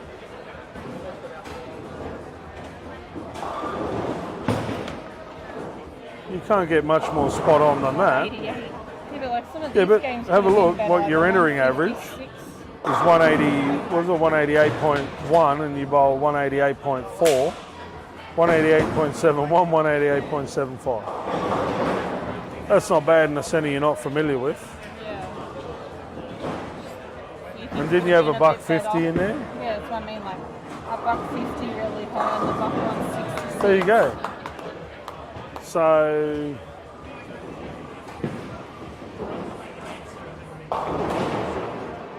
just the fight back after the buck 60 is worth it. And you're still throwing 400, so it's going to be enough, should be enough to come back tomorrow. Yeah.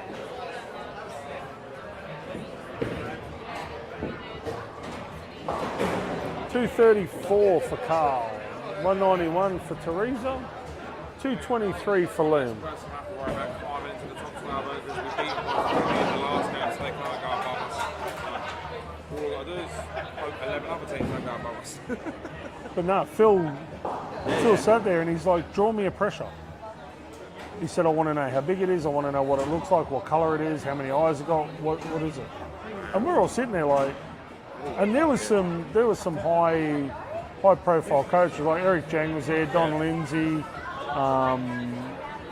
Gale, like there was some pretty decent, and I'm sitting there thinking,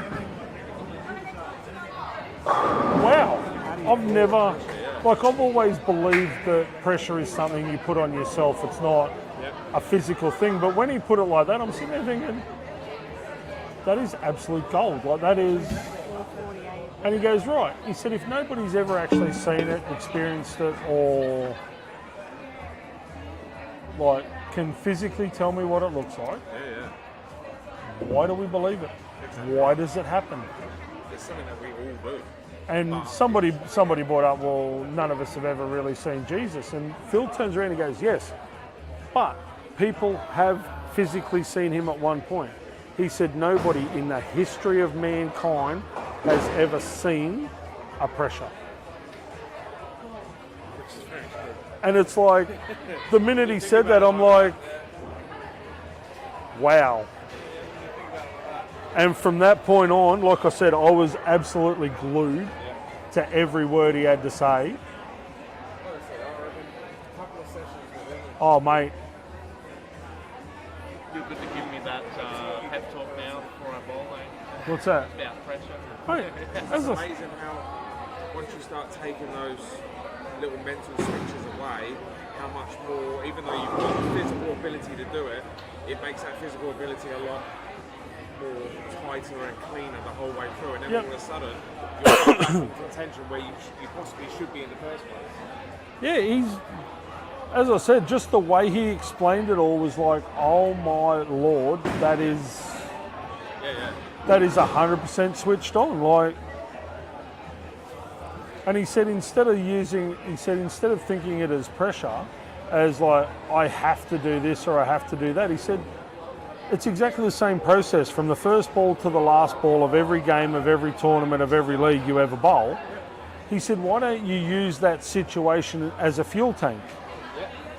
He said, when you're in a motor car, he said, and you're just driving along normal, he said, you use a certain amount of fuel. He said, when you have to accelerate that car to climb a hill, he said, we'll use pressure as a hill. He said, you use a little bit more fuel. Yep. He said, so why not, when you get into that situation, he said, usually you'll feel nervous and then you'll feel this supposed pressure. Yep. He said, why not use the fuel to top up the fuel tank so that when you push up that hill, you can push a lot harder. And it's like, Yeah. now you're messing with my head because that that makes makes a lot more sense, so much more sense. So much sense. And Because now he's just put it into yeah, layman's terms and, Yep. logic, and put logic towards it. And Yep. not a lot of people put logic to pressure. and he's like, and he goes, easiest way. He said, if I get you to stand there, right, and he gets us all to stand up, flat-footed, he said, and I push you, he said, you got no balance at all. He said, I can push you over easy. If you stand the He opposite said, way, but if I get you to put one foot slightly in front of the other, he said, and lean forward, he said, and I push you, he said, I can't move you. He said, it's exactly the same. He said, when you tense up, when you get in that position, he said, if you notice people's body language, he said, they'll always stand feet together. Footballers do it, soccer players do it, cricket players do it. He said, every sport does it. He said, have a look at the ones that are super good. He said, Cam Smith, Darren Lockyer. He said, they're always 1 foot in front of the other. They're always ready, regardless of the situation, they're always in a positive stance. He said, something small like that can make all the difference. And it's like, sense, doesn't it? When you think about Yep. it, all he's done is gone, if I apply a little bit of logic to how that goes, it's force against mass, which takes away pressure, basically. Exactly Because right. there's nothing there to pressure against and that's it. exactly right. And like I said, after 2.5 hours, because I recorded the whole thing on my phone. Yeah.